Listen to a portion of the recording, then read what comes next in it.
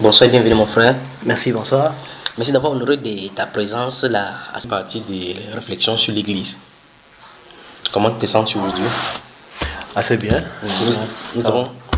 Est-ce que tu peux mettre la main sur la Bible là sans jurer pour autant en disant tout simplement que je dirais rien que la vérité et la vérité seulement? Je dirais que la vérité, rien que la vérité et la vérité seulement. Merci. Nous prenons une ponctuation musicale à la technique là, le temps de revenir et commencer avec cette deuxième partie avec l'artiste Ronce. Le jour du jugement. Ce fameux jour, nous allons tous nous retrouver devant le Seigneur à faire le bilan de notre vie. Si le bilan est négatif, c'est l'enfer. Un monstre Christ a yeso, un outil ici au majo. Avant la bouille, ma médaille boban, un monstre. Galate zambe, aïe le diana. Dis ce d'ailleurs ne Christ a son mincoute. Ceux qui ont cru en Jésus, qui ont supporté les persécutions, ils recevront la couronne de gloire. Me baya midi que bouni, me rebelle, me boune yengana, voye kusave ta jo Jesus na, de me gaye me bomba.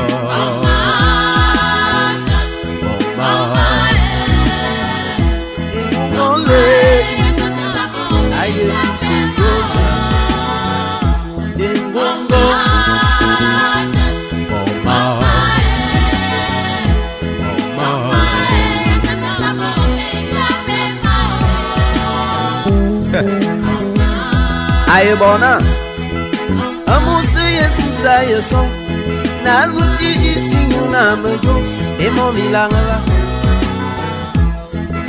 Amoso de Yesus aye bon méconnaissable.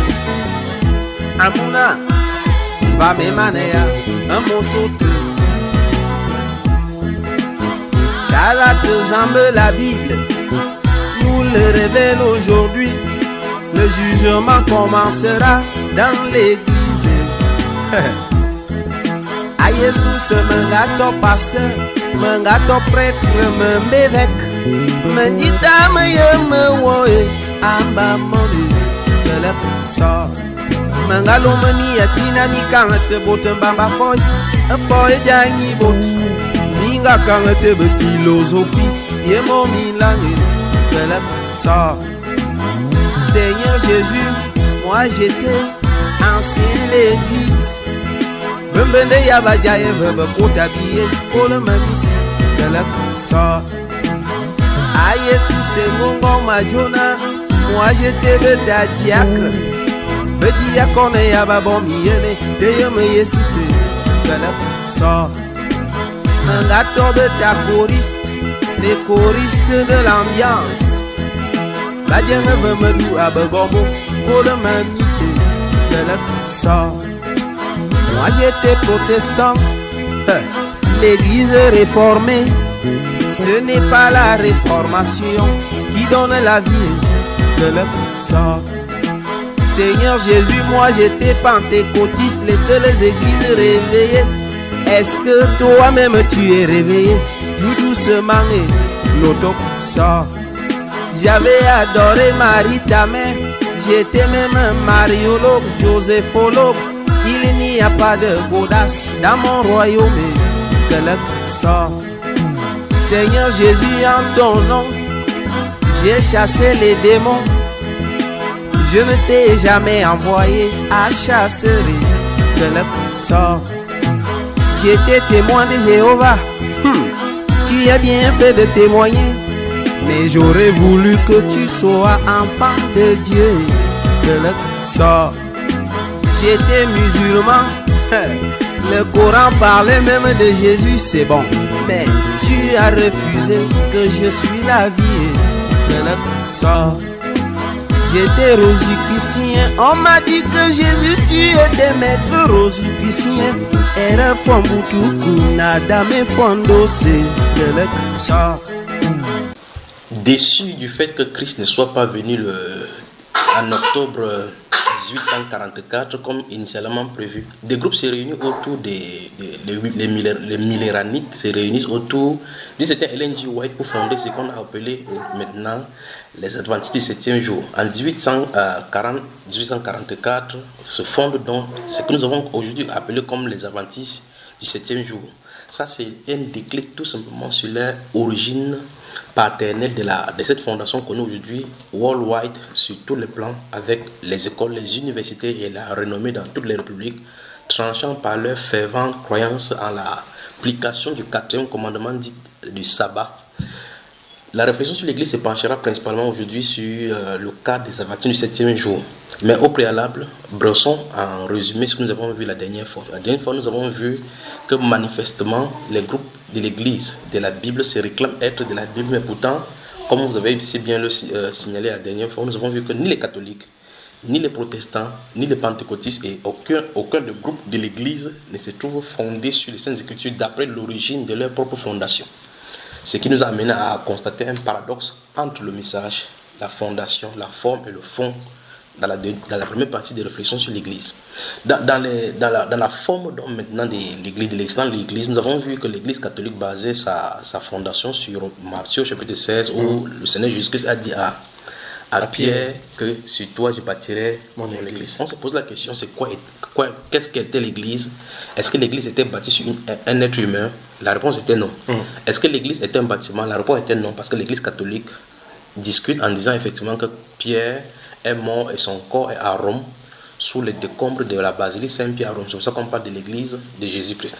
Alors, se posons la question, est-ce que Jésus qui bâtirait son Église serait-il allé à Rome pour bâtir l'Église? Est-ce la construction dont il parlait, d'un bâtiment quelconque fait de pierre, puisqu'à cette Église-là, il a signifié les portes de séjour de monde ne pourront point contre elle. L'Église dont se trouve dans les Saintes Écritures ne désignant pas un lieu ni un bâtiment. Mais pourtant, l'Église catholique est le magistère même des dénominations, la mère, la matrice des dénominations aujourd'hui, des dénominations chrétiennes. C'est targue donc être la première Église, ce qui est vrai, mais paradoxalement, sa fondation se trouve être faux. Et ainsi, c'est trouvant les protestants qui sortiront issument de cette première enclos de l'Église catholique, les baptistes, les anabaptistes, les adventistes, les témoins de Jéhovah et jusqu'à toutes les dénominations que nous avons aujourd'hui au-devant de nous. Tous donc sont basés sur la fondation où que chacun va dans les Saintes Écritures et prend son appui par rapport à cela. À l'entame de mes propos ici, j'ai parlé de l'attente de Christ où les groupes s'étaient réunis en 1840 pour attendre l'avènement de Christ. Rutherford avec les fondations des témoins de Jéhovah vont sortir durant cette période également avec les calculs apocalyptiques et millénaristique de l'Église, attendant le Christ et parlant plusieurs fois de l'intronisation de Christ pour le cas des témoins de Jéhovah. Donc, à cette 1840-1844, beaucoup de groupes vont naître, y compris donc les Adventistes du 7e jour. Oui. Mais nous allons regarder non seulement la fondation claire des Adventistes du 7e jour, mais l'observance du 4e commandement sur lequel base leur fondation claire. Alors je te pose la question, l'Adventiste du 7e jour soutient que l'Église catholique adore le Dieu soleil le dimanche. Et en revenant dans la pratique, Ellen G. White et son mari écrivent justement que le 4e commandement n'a pas changé parce qu'avant même la loi, Genèse chapitre 2 disait que Dieu s'est reposé le 7e jour et donc le commandement, le 4e, le respect du sabbat doit être fait. Quelle est ton opinion? Mon opinion sur la question, c'est que c'est un débat essentiellement, je vais dire, technique, oui, et suffisamment profond, parce que la posture adventiste aujourd'hui est une posture qui se réclame essentiellement des adventistes et qui n'est pas très suivie par les autres personnes, parlant notamment de la logique du sabbat qui devrait être salmodié le 7e jour qu'on considère comme le sabbat, qu'on considère comme le samedi dans le calendrier que nous utilisons en ce moment, estimant naturellement que les autres prient plutôt le roi soleil qui serait tout sauf le véritable roi, le véritable Dieu compris et tout. Personnellement, c'est un débat que j'ai essayé d'avoir avec certains mentors de l'Église, mais jusqu'ici, le fondement de leur pensée, je ne l'ai pas encore très bien intégré. pas encore, du moins pas suffisamment. Parce que lors d'un exposé, je me souviens, c'était pendant une campagne d'évangélisation, il y avait comme une sorte d'exposé sur la logique du sabbat, mais je m'étais rapproché des responsables pour essayer de comprendre et essayer d'intégrer aussi, et voir s'il pouvait avoir une cohérence dans le fait que la célébration du sabbat était le samedi. Bon, c'est un débat on devait refaire, et puis on ne l'a pas fait. Et c'est aussi une question, il faut l'avouer, sur laquelle je me pose beaucoup d'interrogations, sur laquelle je m'appuie depuis un certain nombre de temps, mais j'attends d'avoir des réponses concrètes et pratiques, notamment en échangeant avec les pasteurs adventistes pour qu'ils me disent exactement quelle logique est-ce qu'il existe dans la célébration du sabbat comme samedi. Ce n'est que partie remise parce qu'avec la Bible sur la table, nous allons regarder les atouts avec des questionnements qui te permettront et peut-être te pourront t'outiller à pouvoir mieux développer tes argumentations lors des différents échanges. Nous allons donc définir, et à chaque fois en parallèle, nous allons parler du sabbat au sens de la Bible et à la compréhension adventiste. Parce que là, parmi les grands thèmes développés, et je rappelle pour ceux qui nous écoutent que les adventistes sont connus mondialement pour leur haute moralité et leur sens de l'amour pour le prochain et de la loi fondamentale pour l'être humain. Ils croient littéralement à la doctrine de Christ, de l'imminence de la venue du Seigneur Jésus-Christ et de la fin du monde. Ils croient également à l'acceptation par l'homme il pense que l'homme doit normalement et nécessairement appuyer sa foi sur Christ, sinon il mourrait et ira en enfer. Et récemment, il y a eu des remous aux États-Unis remettant en cause les prophéties et les doctrines dans ce même mouvement de Ellen G. White pour savoir si elle devrait être considérée comme la véritable prophétesse, donc l'éclaireuse de la doctrine de l'Église. Mais nous n'allons pas nous y attendre, nous n'allons pas nous y étaler pour le moment. Nous allons rester sur le thème central, qu'est le sabbat. Nous allons aller dans les Saintes Écritures avec des questionnements que peut-être que tu auras posés ou bien que je pourrais poser, et savoir ce qu'est le sabbat du début jusqu'à la fin. Et on va voir donc à quoi se réfère le sabbat biblique. Et en parallèle, on va voir la compréhension de la partie du 7e jour. Et on va voir pourquoi elle se démarque donc de ce groupe. Et on sortira avec la conclusion si elle n'est pas également classée parmi ces groupes ou bien encore ces groupes religieux qui ont certaines doctrines qui les mettent en marge de la société, en marge de certaines croyances de la Sainte Écriture. Parce qu'en réalité, il faut le signaler, les témoins de Jéhovah, comme nous avons vu la dernière fois, prennent des doctrines de cette Bible-ci pour fonder leur mouvement. Et c'est ainsi pour chaque doctrine et chaque groupe biblique. Et c'est ça qui nous a amené le paradoxe. Et le passage que nous avons lu la dernière fois, c'est 1 Corinthiens chapitre 1, verset 10, qui nous a dit qu'on devrait avoir les mêmes sentiments, les mêmes pensées. Et on se pose la question, pourquoi donc, malgré que chacun ait cette même Bible, tous là ont la même Bible, pourquoi n'avaient-ils pas les mêmes pensées? Nous avons vu effectivement que, parce qu'ils avaient chacune des personnes des doctrines internes qui les divisaient. Exact. Et donc on va arriver certainement à une conclusion de savoir pourquoi donc ne pas mettre cette doctrine-là qui ne semble pas rimer ensemble pour regarder à la direction des Saintes Écritures. Tout à fait. Voilà. Alors cela étant le sabbat, qu'est-ce que ça veut dire le sabbat? Avec les petites notions, sans avoir encore entré en contact avec les tenants de cette assemblée-là, qu'est-ce que le sabbat d'après eux? Quelle est la définition qu'ils donnent-ils au sabbat? Comme une célèbre chanson qui est reprise chez nous les adventistes. Voici le sabbat, le jour du repos. Le jour du repos. Oui. Sanctifié par l'Éternel. Voilà, c'est la définition et la description du sabbat globale du sabbat. Oui, que l'on donne. C'est le jour du repos, c'est le jour sanctifié par l'Éternel. Donc, d'après cette compréhension, ça veut dire que les adventistes 7e honorent le samedi. Parce qu'il faut rappeler que le 7e jour, pour ceux qui nous écoutent, le 7e jour est effectivement sur le samedi. Ce n'est pas le dimanche. Mais dans vos écrits, et pratiquement l'une de vos brochures, vous stigmatisez le Vatican avec la papauté. Vous parlez pratiquement de la définition du dimanche comme étant sondé, en disant que c'est le jour du soleil, l'adoration du Dieu soleil, sur Constantin qui a réuni l'église et changé. Dans vos écrits, vous avez écrit qu'il espérait changer, en interprétant Daniel, qu'il espérait changer les temps et les lois, en disant effectivement que ce sont les chefs de l'Empire romain qui sont convertis, enfin, ceux qui sont transformés en pape aujourd'hui que nous avons aujourd'hui, sans pourtant avoir été convertis de manière chrétienne. Et donc, vous fustigez cette façon de fonctionner en disant ils ont déplacé le commandement de Dieu qui avait dit qu'on adore Dieu le samedi au dimanche. C'est ce que vous dites. Alors, quand vous entendez qu'est-ce que vous mettez dans le repos, le jour du repos, qu'est-ce que vous mettez dedans pour les chrétiens aujourd'hui? C'est le jour, enfin, on estime que c'est la création dans sa logique de création du monde, Dieu a pris un jour pour se reposer. Et puisque nous vivons sous son observation, sous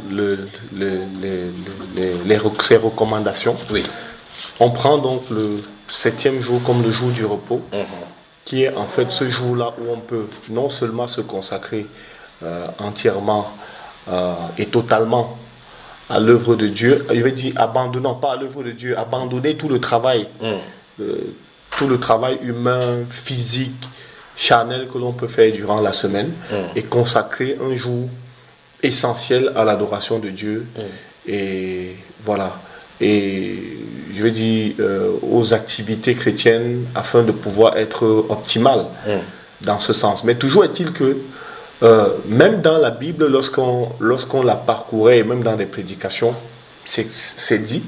D'aucuns pensent que le jour du sabbat, on ne doit pas travailler. On ne doit rien faire le jour du sabbat, que faux. Parce que même les pasteurs adventistes nous le disent, c'est pas vrai. Parce que même Jésus, le jour du sabbat, faisait des délivrances. Il soignait les gens, il allait au chevet des malades, il partait les rencontrer, il travaillait avec eux. Et donc, dit que le jour du sabbat est un jour essentiellement consacré au fait d'aller à l'église, adorer Dieu, prier, taper les mains, ne plus faire une autre activité quelconque. Ce n'est pas vrai, parce que c'est même un débat qui, au sein de l'église adventiste, ça a cours, parce que le sabbat, en fait, il n'est pas dit que le jour du sabbat, c'est le jour où on abandonne totalement tout, parce que il y a des tenants de l'ancienne école qui estiment par exemple que le jour du sabbat on doit même éteindre les téléphones, on ne doit plus rien faire, c'est-à-dire que même s'il y a mort d'homme quelque part, tu ne dois pas partir, tu ne dois pas bouger et tout. Mais c'est un débat qui a cours au sein de l'église, parce que même avec sur la lumière des Saintes Écritures, le sabbat était aussi un jour où Jésus profitait pour soigner les gens, pour aller vers les malades, pour leur apporter de l'assistance, pour les aider, pour leur donner de l'aide. Maintenant, si nous on reste dans la logique selon laquelle c'est le sabbat, il faut éteindre les téléphones, il faut rester chacun dans son coin, il faut se recoqueviller dans sa vie et ne pas apporter une quelconque aide ou bien mener une activité. Je trouve que c'est très paradoxal au vu naturellement de ce que Jésus lui-même faisait. Voilà, donc, tout à l'heure nous allons aller dans les Saintes Écritures pour voir cette nouvelle tendance. Effectivement, cette tendance qui est nouvelle au sein de la communauté, les Adventistes du 7e jour, en fait, pour ne pas faire la théologie, c'est nouvelle puisque la pensée de l'Adventiste est strictement réservée à l'observance stricte de ce 7e jour où on devrait s'abstenir de tout ce qu'on avait à faire. Mais ça veut dire que, comme tu l'as en train de signaler, une tendance nouvelle est en train de réfléchir autrement. Tout à fait. Donc, mais ça veut dire qu'au sein de cette communauté, ça commence à bouger. Oui, c'est un débat. C'est un débat. Donc, continuons maintenant. Donc, maintenant, nous allons y aller. On a deux volets. On va répondre à la question, c'est quoi le sabbat? Quand est-ce que le sabbat a été donné? Pour qui cela a été donné? Est-ce que le sabbat est fait pour les chrétiens? Quel est l'enseignement du Nouveau Testament concernant le sabbat? Parce qu'en réalité, pour qu'une doctrine soit totalement biblique et un enseignement pour le corps de Christ, il faut que ce soit confirmé dans l'Ancien et dans le Nouveau Testament et que clairement les apôtres l'aient enseigné. Exact. Parce que la Bible nous enseigne dans Éphésiens chapitre 2 que nous sommes basés sur le fondement des apôtres et des prophètes.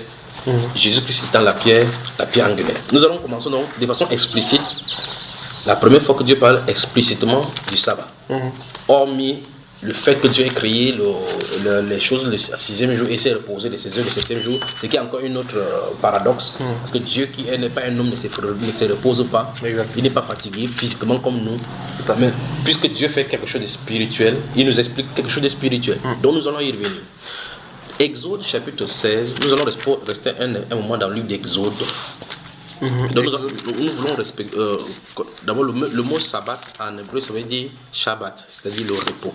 Nous allons voir les versets concernant le sabbat. Nous allons lire quelques versets et puis nous allons y revenir. Exode chapitre 16, verset 23. Oui, Exode chapitre 16, verset 23. Moïse dit: mangez-le aujourd'hui. Chapitre 16 d'Exode, verset 23. Ah, verset 23, ok.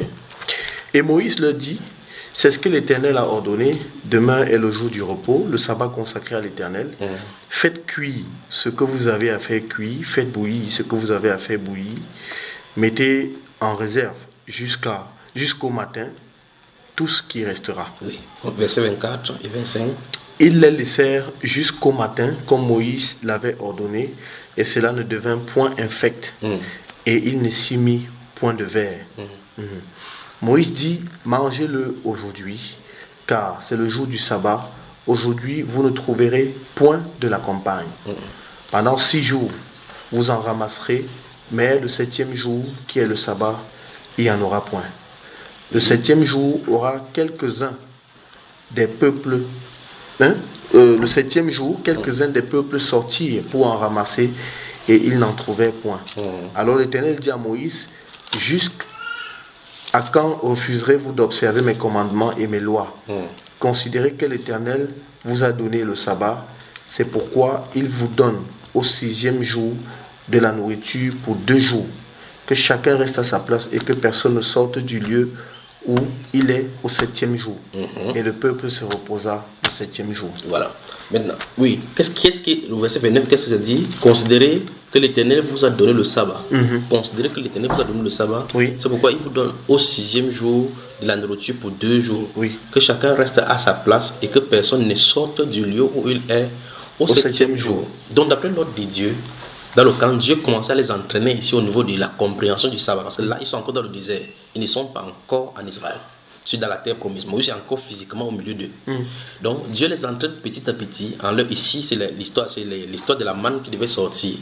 Il leur a dit le vendredi, allez prendre la nourriture pour 2 jours. Parce que le lendemain, le samedi, vous ne devrez plus sortir. Donc, sur la compréhension, sur cette base-là, on commence à comprendre qu'en réalité, on ne doit pas sortir hors de la maison pour aller faire une quelconque recherche. Tout à fait. Et quoi que dans la première tendance des avertis 7e jour, on ne devrait pas allumer le feu. On ne doit pas cuisiner. Est-ce que vous respectez cela? Est-ce que les samedis, vous ne cuisinez pas? On cuisine. Vous cuisinez? Oui. Si le feu brûle dans une maison, vous éteignez? Bien sûr. Bien évidemment. Chapitre 31. La maison d'Israël donna... Chapitre 31, là, le verset 13. Chapitre 31. On va y aller doucement. Verset 13. Nous avons vu d'ailleurs, nous avons répondu à la première question que le sabbat c'est le repos. En tout cas, nous avons sauté parce que dans le commandement au chapitre 20 de Exode, ça se trouve. Et on va y revenir au chapitre 20 tout à l'heure. Après ça, la lecture, verset 31, verset 13. Chapitre 31, verset 13. Oui. Parle aux enfants d'Israël et dis-leur, vous ne manquerez pas d'observer mes sabbats, car ce sera entre moi et vous et parmi vos descendants un signe auquel on connaîtra que je suis l'Éternel qui vous sanctifie. À cette lecture, ça nous fait comprendre déjà à qui est destiné le sabbat. Tout à fait. Le verset 30, chapitre 31, verset 13 nous dit déjà, c'est parce que c'est Dieu qui énumère ses commandements.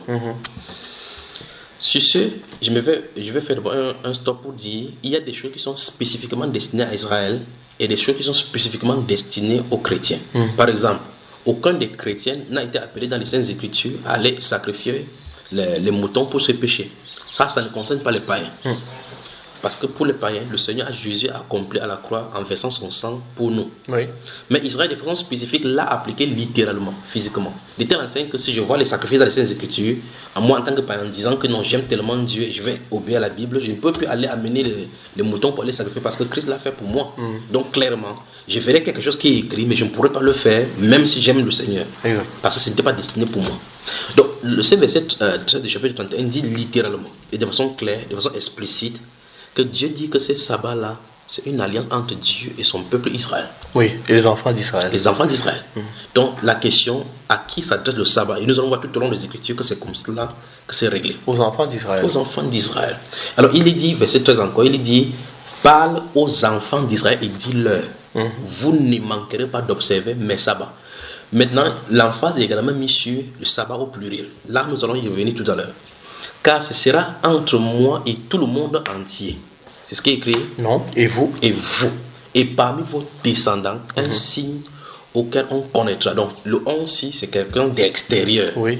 Donc, ça veut dire que lorsque Israël fera abstention de faire ces choses le samedi, les autres peuples qui n'ont pas cette loi, cette pratique, se poseront la question de savoir pourquoi ces gens agissent ainsi. Et on dit qu'on reconnaîtra que Dieu est celui qui les sanctifie. Exact. Donc Dieu les a mis à part. À part, Donc oui. autrement dit, le sabbat est un signe de la sanctification du peuple d'Israël. Israël. J'espère que jusqu'ici on en a de comprendre. Très bien, Donc, très bien. Ici nous sommes en train d'aller doucement dans les Saintes Écritures, pas plus dans la considération de ce que tel ou tel a dit. Exact. Nous allons maintenant dans ce que Dieu a dit et pour voir à quel moment ça s'applique. Alors donc Dieu dit ici, d'après ce que nous avons vu, que Dieu appelle les enfants d'Israël dans l'alliance du sabbat, des sabbats. Nous allons y revenir, des sabbats. De deux, il dit que ce sabbat est un signe extérieur aux autres avec qui il n'a pas cette alliance-là. Pour regarder que ce sabbat met Israël à part. Ouais. Voilà. Parce que c'est destiné aux enfants d'Israël. Aux enfants d'Israël. Verset 14. Oui. Verset 14. Vous observerez le sabbat, car il sera pour vous une chose sainte. Celui qui le profanera sera puni de mort. Celui qui fera quelques ouvrages ce jour-là sera retranché du milieu de son peuple. Ça pose problème avec la compréhension des nouvelles tendances que vous avez aujourd'hui. Ça veut dire que, sous réserve que on va observer maintenant la pratique du sabbat, des sabbatistes du 7e jour. Parce qu'on va passer au niveau de comment se pratiquer le sabbat. Voilà. Maintenant, parce qu'en réalité, dans tout ce que Dieu dit dans les Saintes Écritures, on va réitérer chaque fois. La Bible déclare, même pour la construction du temple, des différents ustensiles de cuisine, la Bible déclare que Moïse fit selon que Dieu lui avait montré. Il fit selon que Dieu lui avait montré. Donc ça dit qu'on ne doit rien y ajouter, on ne doit rien retrancher. Oui. Alors dans le verset 14 nous dit que vous observerez le sabbat. Tout à l'heure au verset 13, il avait dit d'observer mes sabbats. C'était au pluriel. Oui. Maintenant ici il dit observer le sabbat. Je crois qu'après cette conversation, il faut qu'on passe directement le pourquoi, quels sont les styles des sabbats dont la Bible parle. Okay. Parce qu'en réalité, les adventistes du 7e jour se taguent seulement sur le samedi, ne sachant pas qu'il y a plusieurs styles de sabbat. Il y a des sabbats qui se trouvent le jeudi, il y a des sabbats qui se trouvent le mardi, par exemple. Il y a des sabbats qui tombent les mercredis. D'accord. Voilà. Vous observerez le sabbat car il sera pour vous une chose sainte. Celui qui le profanera sera puni de mort. Celui qui fera quelques ouvrages de ce jour-là sera retranché du milieu de son peuple. Il dit quelques ouvrages ce jour-là. En réalité, il ne faut rien faire. Absolument. Donc ça veut dire que cette tendance qui se lève au milieu de vous en disant que Christ l'a fait, c'est un péché déjà en reste par rapport à la règle du sabbat. Oui. En fait, en lisant avec l'analyse biblique de la Nouvelle Alliance, on voit clairement que c'est à cause de cela qu'on voulait tuer Jésus. Donc le but pour lequel les gens voulaient tuer Jésus, plus, c'est parce qu'ils n'observaient pas le sabbat. Deux, parce qu'il appelait Dieu son Père, se faisant lui-même égal à Dieu. C'est ce que les Saintes Écritures nous disent dans le livre des Jean au chapitre 5. Donc il y a deux motifs pour lesquels on a tué Jésus. Un, il n'observe pas le sabbat. Deux, il appelle Dieu son propre Père, se faisant passer donc ainsi comme Dieu. Alors donc, si les gens disent aujourd'hui que Jésus faisait ses œuvres le jour du sabbat, et le but du sabbat, comme on va voir tout à l'heure au chapitre 5 de l'Exode, c'était de faire reposer l'homme de son œuvre à lui. Oui. Or, Jésus, lui, faisait la volonté de Dieu. Tout ce qu'il faisait, c'était la volonté de Dieu. Vous ne pouvez pas faire reposer la volonté de Dieu pour faire autre volonté. Parce que le but de Dieu dans le sabbat, c'était d'attirer l'homme que, en tout cas, vous aurez le votre temps à vous, mais mon but principal, c'est que vous entrez dans ma volonté. Parce qu'il est question de l'œuvre de Dieu. Donc vous allez vous reposer de vos œuvres. Exact. Ce qui relève de la volonté de l'homme. Maintenant, pour entrer dans la volonté parfaite de Dieu. En ces jours-là, c'est le jour de concentration. Si on prend ce plan physique, c'est un jour de concentration, de focalisation sur les merveilles de Dieu, sur les choses de Dieu. Ouais. Mais cela étant, Jésus n'a pas eu son œuvre à lui. Il dit, je ne suis pas descendu sur la terre pour faire ma volonté, mais la volonté de celui qui m'a envoyé. C'est vrai, on dit sur cette chose-là, si Jésus est en train de travailler le jour du sabbat, il a de faire la volonté de Dieu. Là encore, ça pose un problème. Parce que Dieu dit qu'on doit se reposer le 7e jour. Oh, voici Jésus qui est en train de travailler le 7e jour. Puisque dans le livre de Luc chapitre 13, par exemple, la Bible déclare que le jour-là, il a vu une femme dans la synagogue qui était courbée, elle ne pouvait pas marcher depuis 18 ans.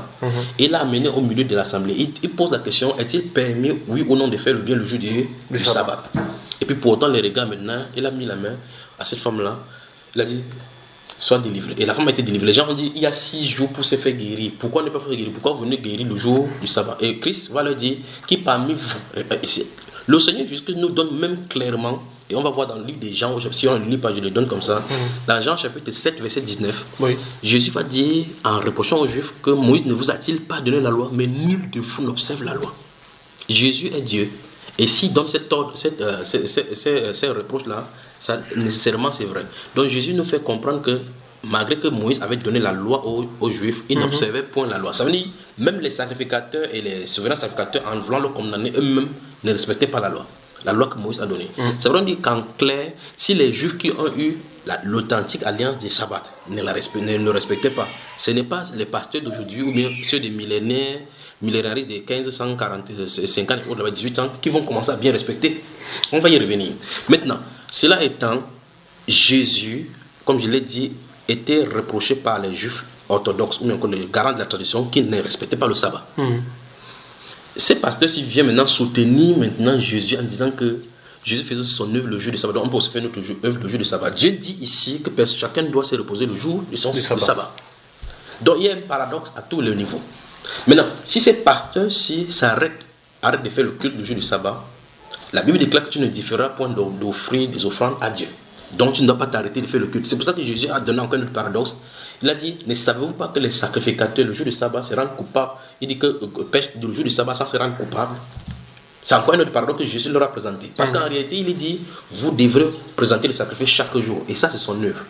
Et le souverain sacrificateur, le jour du sabbat, il doit être là pour présenter. Et la loi interdit donc à travers le jour du sabbat. Donc il est entre deux lois, n'est pas aller et aller. Et il choisit d'aller, il part, il pêche, il ne part pas, il pêche. Et il dit qu'il transgresse, c'est Jésus qui dit, il transgresse le sabbat sans se rendre coupable. C'est ce que Jésus dit. Ouais. Alors, donc, nous voyons que Jésus dit, enfin, la Bible déclare que le sabbat est fait d'abord pour Israël. Oui, d'abord pour les enfants d'Israël. Un signe d'alliance pour qu'on puisse reconnaître que Dieu les sanctifie. Donc le sabbat est un signe de sanctification du peuple. Donc la mise à part du peuple d'Israël comme un choix souverain du Seigneur. C'est ce qui est dit. Maintenant, restons sur l'aspect du sabbat et continuons à explorer. Ok. Chapitre 31. Exode toujours. Oui, Exode. Verset 16. Verset 16. Les enfants d'Israël observeront le sabbat en le célébrant, eux et leurs descendants, comme une alliance perpétuelle. Donc c'est clair, une fois de plus ici, l'alliance est répétée, ça, on dit clairement que c'est une alliance. Et il n'a pas dit, chaque fois, quand vous allez voir le sabbat, il sera question d'Israël, il n'est pas question d'autres peuples. C'est vrai. Alors, si tel est le cas, d'abord, il n'y a pas des adventistes 7e jour qui sont en Israël, parce qu'ils ne célèbrent même pas ça pour commencer d'abord. Ils le font comme une tradition, pas comme une obéissance effectivement, littéralement au Seigneur, parce que tout cela a changé. Donc, on va voir tout cela. Donc, il dit les enfants d'Israël observeront le sabbat, en le célébrant, eux et leurs descendants, comme une alliance perpétuelle. Donc, sur cette base, c'est une alliance transmissible de génération en génération entre les Israéliens. C'est pas ce qui est écrit? Tout à fait. Voilà. Maintenant, tu m'as dit tout à l'heure que tu es capable de dire à ton épouse, à ta maman, à ta soeur, d'aller te faire chauffer la nourriture le jour du sabbat, c'est ça? Bien sûr. Chapitre 35. Je veux que nous lisons et que tu me regardes droit dans les yeux et tu me dis si tu es un observateur de sabbat ou bien si les artistes c'était un jour étaient un observateur de sabbat. Ok, chapitre 35. Est-ce que tu peux nous lire verset 3? Verset 3. Vous n'allumerez point le feu dans aucune de vos demeures le jour du sabbat. Non. Commentaire donc maintenant. Non. Clairement, ça veut dire que je n'observe pas le sabbat. Ok. Sur cette base. Ok. Est-ce que, ça c'est toi en tant que singleton, est-ce que la doctrine des adventistes 7e jour permet qu'on chauffe la nourriture le jour du sabbat, le samedi? En principe, non. Oui. En principe, non. Oui. Mais avec la tendance, comme j'ai dit, au sein de l'Église, d'autres qui pensent que non. Donc il y a d'autres qui chauffent la nourriture. Exact. Bon, maintenant, la Bible parle d'allumer le feu. Que penses-tu d'appuyer sur un interrupteur pour que la lumière soit? Je dis même la tendance qui n'allumerait pas un feu littéral, à 5 heures, c'est plus chauffer la nourriture. Puis, ces jours-là, puisque le sabbat se place de 18h à l'autre 18h, n'est-ce pas, iront appuyer sur un interrupteur pour allumer le feu. C'est ça, n'est-ce pas? Si. Donc, ils pécheront en ce commandement-ci. Exact. La Bible parle dans Actes des Apôtres, chapitre 1, que les apôtres étaient allés jusqu'à une distance des sabbats. Donc, est-ce que vous saviez qu'il y a une distance à parcourir le jour du sabbat et qui n'est pas permis? 1 km 100. Oui. Bon, lorsque vous avez par exemple un seul centre dans la ville de Douala, si vous avez un seul centre, un adventiste 7e jour qui se trouve long à Bonabéry, où est-ce qu'il ira le jour du sabbat? Il ira à Bonabéry parce qu'en fait, Il y a plusieurs lieux de culte. Plusieurs lieux de culte, donc c'est réparti un peu de telle partout. sorte que les gens ne puissent pas parcourir une très grande distance. Oui, tout à fait. Et en mettant cela, vous avez calculé la distance en fonction des maisons des gens. Non. Justement, parce que moi, pour quitter le chemin pour aller au sabbat, Oui. ça me prend pratiquement 2 km. Donc en allant au sabbat, tu pêches le scope de sabbat. Bien sûr. Même sur le plan de la distance. Comment faites-vous pour remédier à tout cela? Ça, c'est pas facile. Vous voyez qu'en réalité, sur cette base-là, vous êtes en train de vous imposer vous-même des jours que Dieu ne vous a pas imposés. Oui. Parce que sur le plan de la distance, vous avez des problèmes. Sur le plan... Est-ce que ce n'est pas une manière idéologiquement aussi de tendre ce que Dieu dit? C'est vrai que tu voulais dire qu'en réalité, même si c'est 1,5 km, tu as quand même fait 1,5 Dieu va comprendre que... Dieu va comprendre que c'était pour faire sa volonté, c'est ça? Oui, enfin, mais c'est tout le péché, quoi. Le péché, c'est le péché, parce que tu désobéis au sabbat. Exact. Sinon, chaque personne justifierait son acte. Tout à fait. Mais le vrai problème, c'est pour cela qu'il faut qu'on observe toutes ces choses que Dieu a dit. Parce que on va sortir avec la question, est-ce qu'en réalité, quand il titille chaque fois comme ça, pour qu'on sache en réalité que les gens qui veulent obéir au sabbat, en réalité, ne respectent pas au sabbat. Mais ils placent le jour comme la Bible le déclare, en réalité. Exact. Parce que maintenant, si tu veux voir littéralement comme Dieu a dit, c'est comme Dieu a dit qu'on doit faire. Tu vois, sous Néhémie par exemple, quand on va voir Néhémie, quand il va faire la restauration des portes, parce qu'à Jérusalem, il y avait clairement les gens qui venaient vendre le jour du sabbat. Il a interdit, il a attrapé les gens là-bas, il les a tapés, tirés là-bas pour ne pas faire entrer les gens le jour du sabbat. Parce que les gens devaient faire les vivres, devaient les acheter. Il a demandé que les portes du jour du sabbat soient fermées. Pour que les gens ne font pas faire le trafic. Tout à fait. Mais il y a des gens qui font le trafic le jour du sabbat. C'est vrai. Le jour du sabbat. Donc, alors tu vois clairement que Néhémie était un réformiste. Il est venu faire la réforme pour que tout soit restauré comme Dieu a dit. Et il voulait qu'on fasse comme Dieu a dit. Et aucun des enfants du Seigneur dans l'ancienne alliance qui venait restaurer la doctrine ne revenait pas en prenant les pensées d'hommes. Oui. À chaque fois, il revenait sur ce que Dieu avait dit initialement. Exact. Donc maintenant, quand quelqu'un va dire maintenant que non, aujourd'hui, il faut quand même chauffer la nourriture, on ne peut pas quand même trop prendre, mais la Bible déclare que vous n'allumerez point de feu dans aucune de vos demeures le jour du sabbat. Fin de citation. Bien plus encore, dans le livre des Nombres, on va trouver un homme, quand Moïse n'avait pas encore reçu beaucoup de commandements concernant la lumière, concernant les sabbats. La Bible déclare qu'on va prendre un homme qui était le jour du sabbat en train de ramasser du bois dans le champ. C'est écrit dans les Saintes Écritures. Tout à fait. On l'a attrapé, il a dit mettez-le en prison le temps qu'on voit ce que Dieu va dire. Dieu va demander qu'on le lapide. Donc aller ramasser un bois pour allumer le feu. C'est un péché. Un péché qui mérite la mort, peine de mort. Donc au Cameroun, ce n'est pas ce qu'on parle de la cour martiale là, il s'agit de la peine de mort. C'est intéressant de voir ce que la Bible déclare. Très intéressant. Et ceci nous permet donc de dire effectivement qu'en réalité, les gens devraient plutôt lire plus les Écritures au lieu de lire les écrits des hommes. C'est vrai. Parce que les écrits des hommes mettent leur pensée. C'est vrai. L'Écriture, les Saintes Écritures révèlent la pensée de Dieu. C'est vrai. Et en lisant dans les Écritures et en sondant les Saintes Écritures, Dieu nous révèle sa pensée profonde concernant un sujet bien déterminé. Mais bien parallèlement, les gens ne prennent pas le temps de lire les écrits des fondateurs de leur propre ministère. Oui, et ça fait dans ça biaise l'interprétation et la compréhension. vrai. Quand les gens veulent venir dans la Bible, ils viennent avec cette compréhension. C'est vrai. Et ils voudraient que la Bible dise ce que cette compréhension l'a dit. Ouais. C'est ça le vrai problème. Donc maintenant, nous venons de voir que le sabbat, c'est l'alliance entre Dieu et Israël. De quelle tribu d'Israël es-tu? Aucune tribu. Non, ça veut dire que tu n'es pas de cette alliance-là. Moi, je suis Bamileke de l'Ouest. Voilà. Maintenant, te voici maintenant voudrant respecter ce que Dieu a dit à quelqu'un d'autre. Est-ce normal? Mais justement, Bamileke de l'Ouest, dans l'une de ses chansons, mais on dit que Bamileke, je crois que c'est la 9e région d'Israël, je crois. C'est ce qu'il a dans la Bible. Il m'a été un prédicateur. Allons dans le livre de Lévitique maintenant. Lévitique. Ok, Lévitique. Oui. C'est intéressant. Dans le livre de Lévitique maintenant, gardons en amont, nous avons lu les sabbats. Oui. Mais sabbat. On se pose la question, est-ce que Dieu est en train de parler de plusieurs samedis? Voilà. Parce que le temps de trouver Lévitique, avec le chapitre dont je suis en train de parler, j'aimerais bien répondre aux avertis 7e jour une seule chose. Les avertis 7e jour, comme je l'ai signalé ici, disent que samedi, dimanche veut dire Sunday en langue anglaise. Sunday dans le jour du soleil. Puis je me permets de dire aussi que le samedi c'est Saturday, c'est-à-dire le jour de Saturne. Donc de même que le dimanche est fait pour la lune. La lune, oui. Samedi est fait pour Saturne.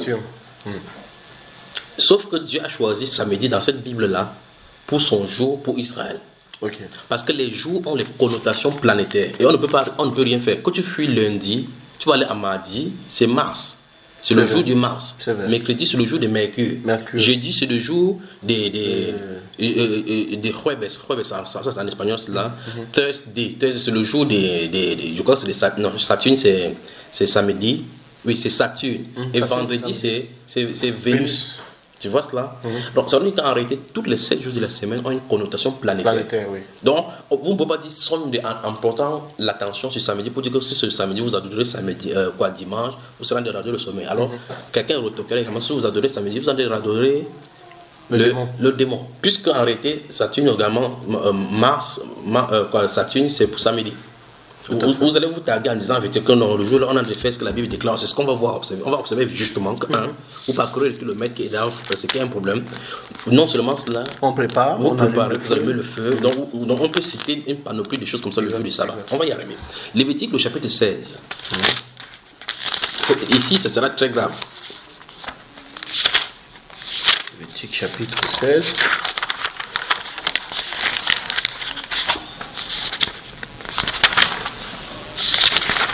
Voilà.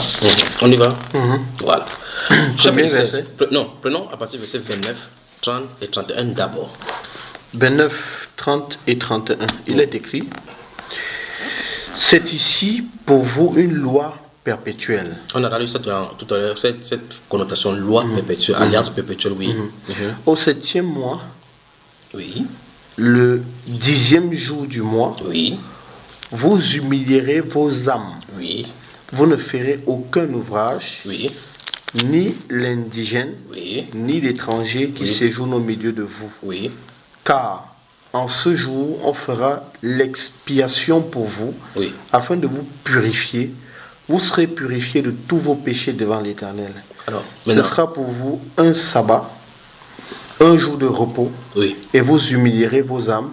C'est une loi perpétuelle. De façon claire ici, Dieu fait de nous donner un style de sabbat qui n'est pas un samedi. Tout à fait. Il a bien dit le 7e mois, le 10e jour. Ce jour-là peut tomber. Parce que le 7e mois, ça ne veut pas dire que c'est les samedis du cercle mois. Non, ce n'est pas cela donc. Donc, de façon spécifique, voici un sabbat qui a lieu. C'est le jour du grand pardon ici. Oui. Le sabbat du grand pardon. Le 7e mois, oui. Le 10e jour du mois. Voilà, le 10e jour du mois. 7e mois.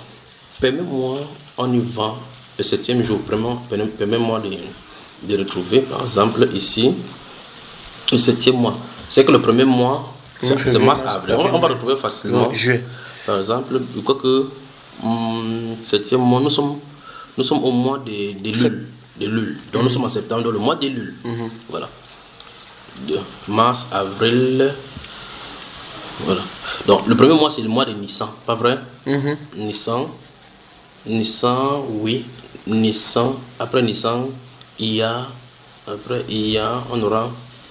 Donc, le premier mois, deuxième mois, 4e, 5e, 6e, 7e, donc, entre septembre et octobre. Donc, ça veut dire que nous sommes dans la période, justement. Donc, je crois que c'est le mois de Chevan. Entre le mois de Chevan et le mois de Tisraël.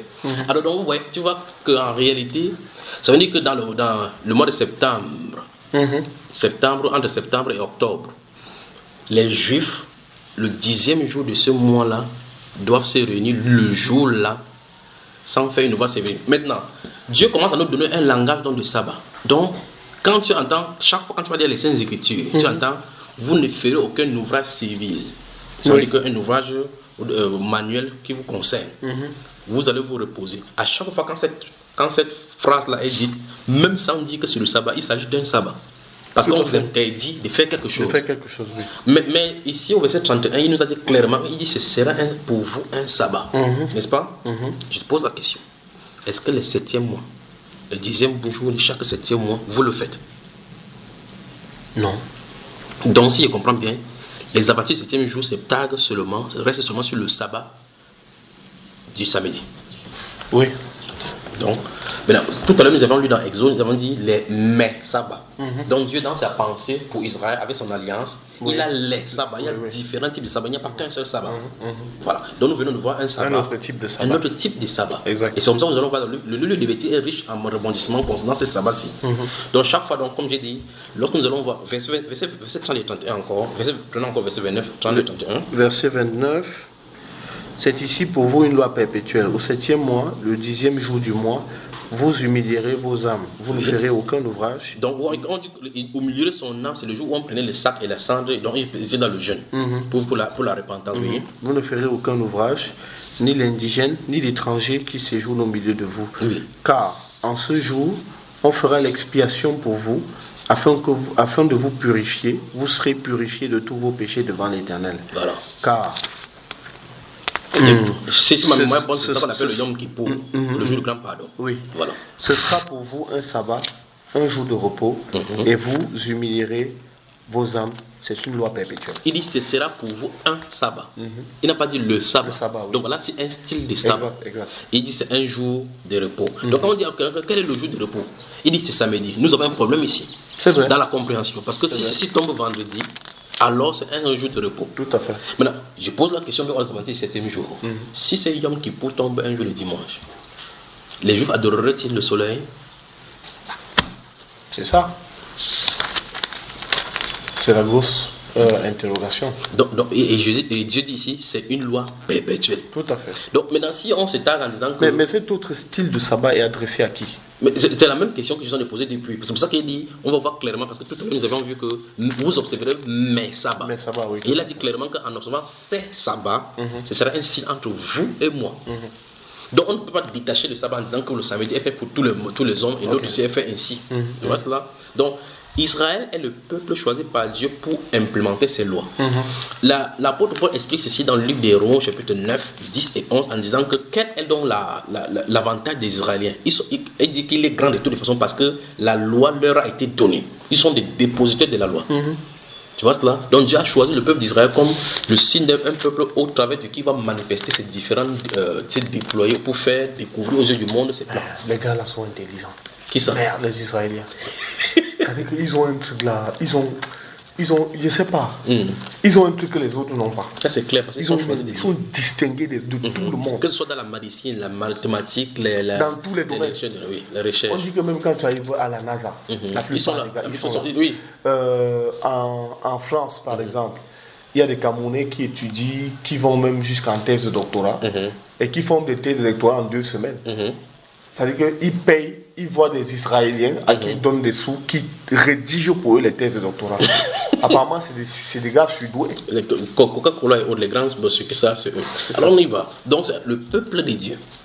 Malgré qu'ils font ce qu'ils font maintenant, c'est notre peur de marche avec les témoins de Jéhovah qui disent que Dieu les a rejetés. Tu vois, c'est toujours les gens côte à côte. C'est Miller avec Rutherford et tous les gens qui ont créé. Tu vois que les témoins de Jéhovah et Rutherford avec Miller et l'autre sont les copanélistes. Et c'est sur un même tableau que chercher le retour de Christ. Les voilà maintenant, chacun allait dans ce branche. On a créé le témoin de Jéhovah. Donc les témoins de Jéhovah et les Adventistes du 7e jour ont une même fondation. Alors, on continue. Alors, donc, tu admets avec moi que d'après ce qu'on vient de découvrir dans la Bible, en dehors du sabbat du samedi, il peut y avoir un autre jour de sabbat. Bien sûr. Voilà, on continue seulement. Chapitre 19. Chapitre 19. Oui. Verset 3. Verset 3. Chacun de vous respectera sa mère et son père et observera ses sabbats. Je suis l'Éternel, votre Dieu. Donc, hormis le respect du père et sa mère, on va respecter quoi? Le sabbat. Allons au chapitre 23, c'est encore intéressant ici. Chapitre 23. Ici, il est exactement écrit ceci. Quel verset? Je crois que c'est bien que nous prenons le verset 10, on lit doucement jusqu'au verset 38. Allons-y doucement. Verset 10 jusqu'au verset 38. Oui, moi d'allumer la lumière à partir du verset 10, oui. Ok. Parle aux enfants d'Israël et tu leur diras: quand vous serez entrés dans le pays que je vous donne et que vous y ferez la moisson, vous apporterez au sacrificateur une gerbe, prémisse de votre moisson. Il agitera de côté et d'autre la gerbe devant l'Éternel, afin qu'elle soit agréée. Le sacrificateur l'agitera de côté et d'autre le lendemain du sabbat. Le jour où vous agiterez la gerbe, vous offrirez en holocauste à l'Éternel un agneau d'un an sans défaut. Vous y joindrez une offrande de 2 dizaines de fleurs de farine pétrie à l'huile, comme offrande consumée par le feu, d'une agréable odeur à l'Éternel. Et vous ferez une libation d'un quart de hin de vin. Voilà, arrêtons le passage au verset 13. Bon, en haut, il a dit quoi au verset 11? Il dit qu'il agitera de côté et de l'autre devant, de l'autre la gerbe devant l'Éternel afin qu'elle soit agréée. Ça veut dire qu'il l'agitera de côté et l'autre le lendemain du sabbat. Vous faites cette pratique? Non. Vous ne faites pas ça, vous n'agitez pas les gerbes. Non. Parce que c'est la sorcellerie, ça. Maintenant, je vais rentrer dès le départ au chapitre 23 pour qu'on voit quelque chose, d'accord? Je vais lire, suivez dans ta Bible à toi. L'Éternel parla à Moïse et dit, parle aux enfants d'Israël. Et tu leur diras, les fêtes de l'Éternel que vous publierez seront des saintes convocations. Voici quelles sont mes fêtes. On travaillera 6 jours, mais le 7e jour est le sabbat. Dieu dit, voici quelles sont mes fêtes. Souviens-toi encore, à mon avis tout à l'heure, qu'on les célèbre, on célèbre le sabbat. On est d'accord, n'est-ce pas? On a dit ça tout à l'heure. Tout à fait. Alors, il dit que le 7e jour, le 7e jour est le sabbat, le jour du repos. Il y aura une sainte convocation. Est-ce que c'est une sainte convocation que vous faites? Oui. C'est une sainte convocation que vous faites pour le sabbat, votre sabbat. Oui. Vous faites comment votre sainte convocation? Chaque samedi là. Non, ça commence le vendredi. Vendredi dans le soir. Oui, vendredi soir. On va à partir de 18h. À la prière, oui. On va à la prière. C'est le moment de se préparer et d'entrer effectivement dans le sabbat avec des recommandations. C'est ce qu'il faut respecter. C'est ce qu'il faut faire. Et donc, ça veut dire qu'à partir du vendredi soir, à partir de 18h, vendredi soir jusqu'au le lendemain en soirée, c'est le sabbat. On entre le sabbat sur le sabbat, voilà l'intervalle. C'est le soir au matin, n'est-ce pas? Alors je pose la question. Il dit, c'est pas une sainte convocation. Continuons avec pour voir la sainte convocation. Il dit, vous ne ferez aucun ouvrage, c'est le sabbat de l'Éternel dans toutes vos demeures. C'est ce qui est écrit, n'est-ce pas? Voilà, ça c'est le premier sabbat. Il dit, 4, voici les fêtes de l'Éternel, les saintes convocation que vous publierez à leur temps fixé. Le premier mois, c'est-à-dire que le mois d'Abib, c'est-à-dire ou encore le mois de Nissan, le mois d'Abib c'est le mois de Nissan. Le 14e jour du mois, entre les 2 soirs, ce sera la Pâque de l'Éternel. Le 14e jour, entre les 2 soirs. Et le 15e jour de ce mois, ce sera la fête des pains sans levain. À l'honneur de l'Éternel. À l'honneur de l'Éternel. Vous mangerez pendant 7 jours. Gardons ceci à l'esprit, des pains sans levain. Écoute bien maintenant, regarde bien. Tout à l'heure, nous venons de voir en haut le sabbat du 7e jour. Maintenant, ici au verset 7, il dit, le premier jour, vous aurez une sainte convocation. Vous ne ferez aucune œuvre servile. Voici un autre sabbat. C'est-à-dire, pendant la période où la Pâque est, entre le 14e jour, du 14e jour jusqu'au 21e jour. Du 14e jour jusqu'au 21e jour, cette période-là, c'est la période de pain sans levain. Ça veut dire que la première journée, c'est un sabbat. Oui. La dernière journée, c'est un sabbat. Mais entre les jours, là, c'est clair qu'entre l'intervalle de 7 jours, il y a toujours un samedi. Tout à fait. Maintenant, regardons ici. Il dit, le premier jour, vous aurez une sainte convocation, vous ne ferez aucune œuvre civile. Vous offrirez à l'Éternel pendant 7 jours des sacrifices consumés par le feu. Le 7e jour, il y aura une sainte convocation. Vous ne ferez aucune œuvre civile. Tu vois? Donc, on voit que le 7e jour, après 7 jours. Parce qu'on pendant le 14 jours jusqu'au 7, ça fait le 21. Donc, ça veut dire que le premier jour est un sabbat. Le 7e jour est un sabbat. Tu vois cela? Maintenant, entre les deux, il y a la fête de la Pâque qui est un jour de repos. Parce que lorsqu'on voit clairement, quand Christ était à la croix, on voit que par la crainte que les corps ne restent en haut le jour du sabbat, donc on voit que pendant la période que Christ est décédé, il y avait un sabbat, il y avait un autre sabbat à la fin qui était le 21e jour. Il y a le sabbat que Christ était à la croix, il y avait un sabbat. Et ce geste-ci, le sabbat n'est pas le sabbat du samedi, qu'on dit c'est le sabbat le grand jour. qui est différent du sabbat du samedi. Maintenant, on peut continuer. Maintenant, là où tu t'es arrêté, le 14, verset 14, verset 15.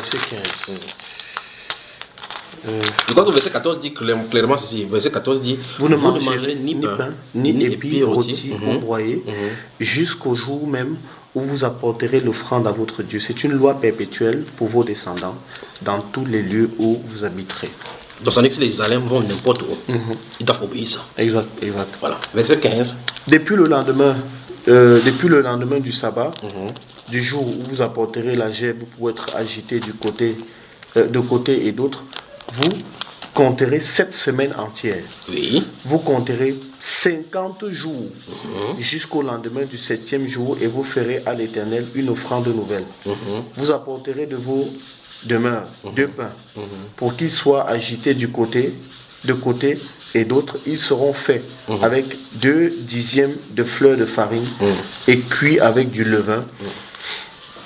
Ce sont les prémices à l'Éternel. Oui. Outre ces pains, vous offrirez en holocauste à l'Éternel 7 agneaux d'1 an sans défaut, un jeune taureau et 2 béliers. Oui. Vous y joindrez l'offrande et la libation et la libation oui. ordinaire, comme offrande consumée par le feu, d'une agréable odeur à l'Éternel. Passons au verset 21 directement.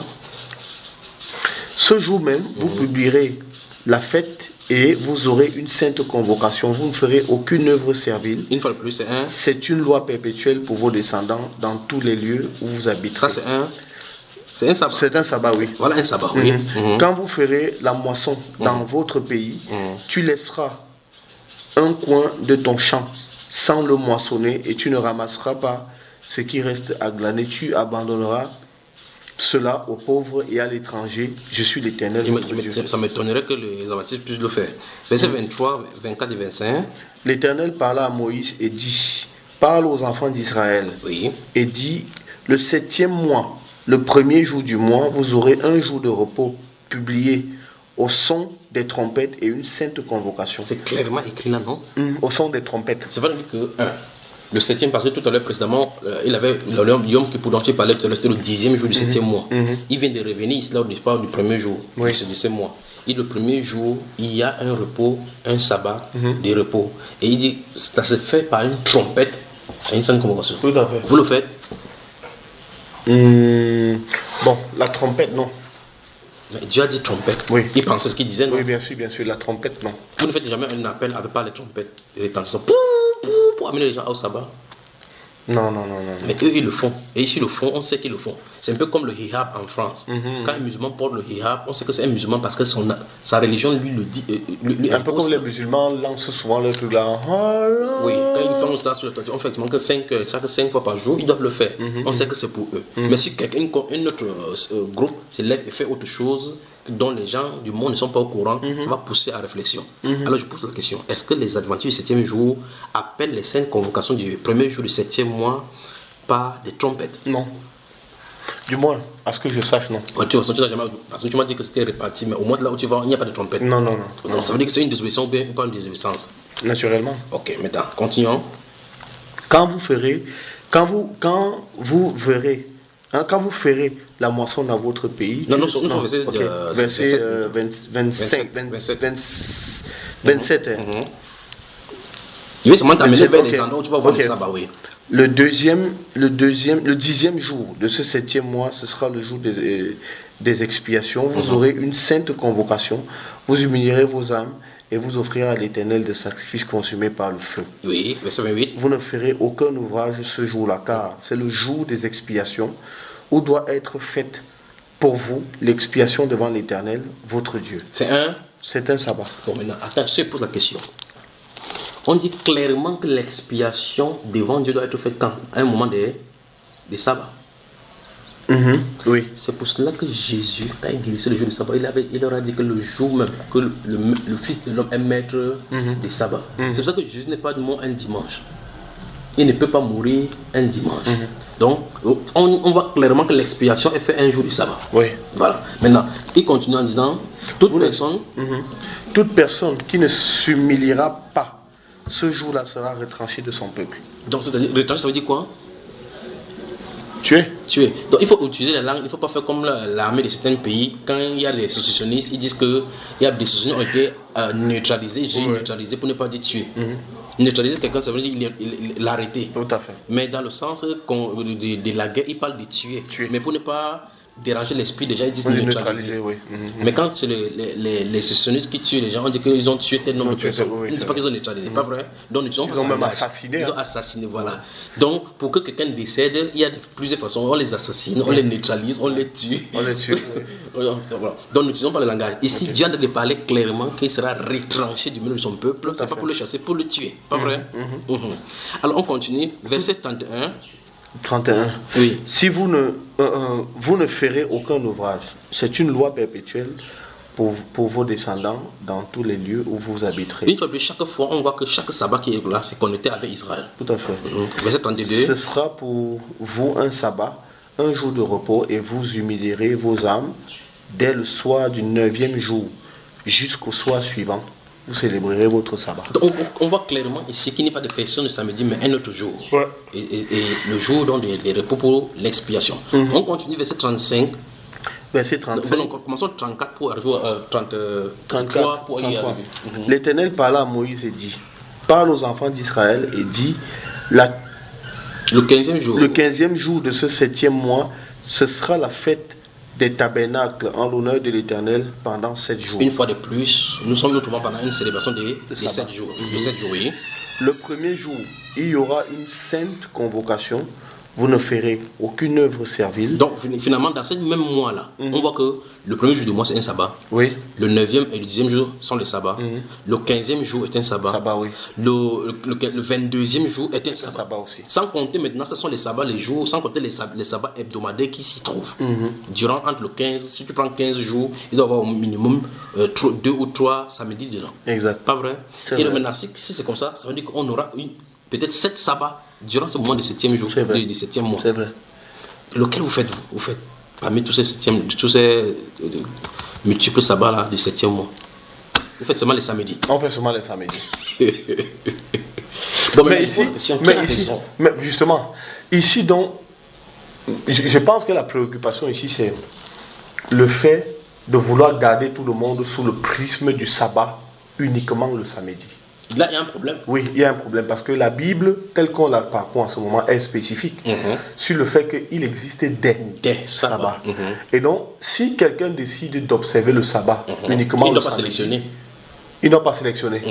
Ou bien il ne doit pas juger peut-être les autres qui observent le sabbat, un autre sabbat, un autre type de sabbat que Dieu a demandé qu'on observe. Et mon interrogation à moi, je m'étonnerais qu'un être humain sur la terre puisse observer les sabbats tels que la Bible le dit. Non, c'est pas possible. C'est pas là où on va sortir justement pour montrer clairement que personne ne peut l'observer. Non, c'est clair, c'est vrai. Personne ne peut l'observer. Parce que là, c'est beaucoup. Hein. Même pas le fait que c'est beaucoup. Parce qu'en réalité, on dit clairement qu'on doit aller vers les sacrificateurs. Exact. Ils vont agiter les gerbes. Oui. Il y a des sacrifices qu'on doit devoir faire, comme on voit tout à l'heure. On y va. Regardons un autre sabbat encore. Verset 36 et 37. Pendant 7 jours, vous offrirez à l'Éternel des sacrifices consumés par le feu. Le 8e jour, vous aurez une sainte convocation et vous offrirez à l'Éternel des sacrifices consumés par le feu. Ce sera une assemblée solennelle. Vous ne ferez aucune œuvre servile. Voilà encore un autre sabbat. Nous sommes d'accord le 8e jour. Telles sont les fêtes de l'Éternel, les saintes convocations que vous publierez, afin que l'on offre à l'Éternel des sacrifices consumés par le feu, des holocaustes, des offrandes, des victimes et des libations, chaque chose au jour fixé. Quand Dieu met l'emphase sur chaque chose au jour fixé, ça suppose que ce n'est pas possible d'être flexible. Oui. Donc ça veut dire que en fait, si on veut obéir à Dieu, on va faire ce que Dieu dit, pas nous. C'est des recommandations. Ce sont des recommandations. On doit les obéir. Quand le chef d'État donne une instruction, quand vous entendez sur d'autres sujets encore, on utilise le langage sur très haute instruction. On ne sait pas comment les instructions sont très hautes. Absolument. C'est pour montrer que ça vient de la haute hiérarchie. C'est suprême. C'est suprême. Donc ça ne souffre d'aucune discussion, d'aucune contestation. Maintenant, si tu es un homme, il donne une autre instruction. Dieu, ses instructions à lui, c'est comment on peut les qualifier alors?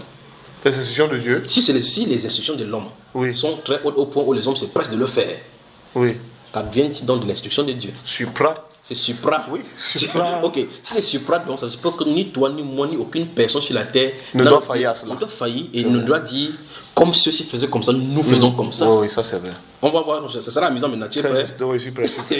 Ça c'est très intéressant. 39, verset 39. Verset 39. Verset 39. Le 15e jour du 7e mois, Oui. quand vous récolterez les produits du pays, vous célébrerez donc une fête à l'Éternel pendant 7 jours. Le premier jour sera un jour de repos. Stop.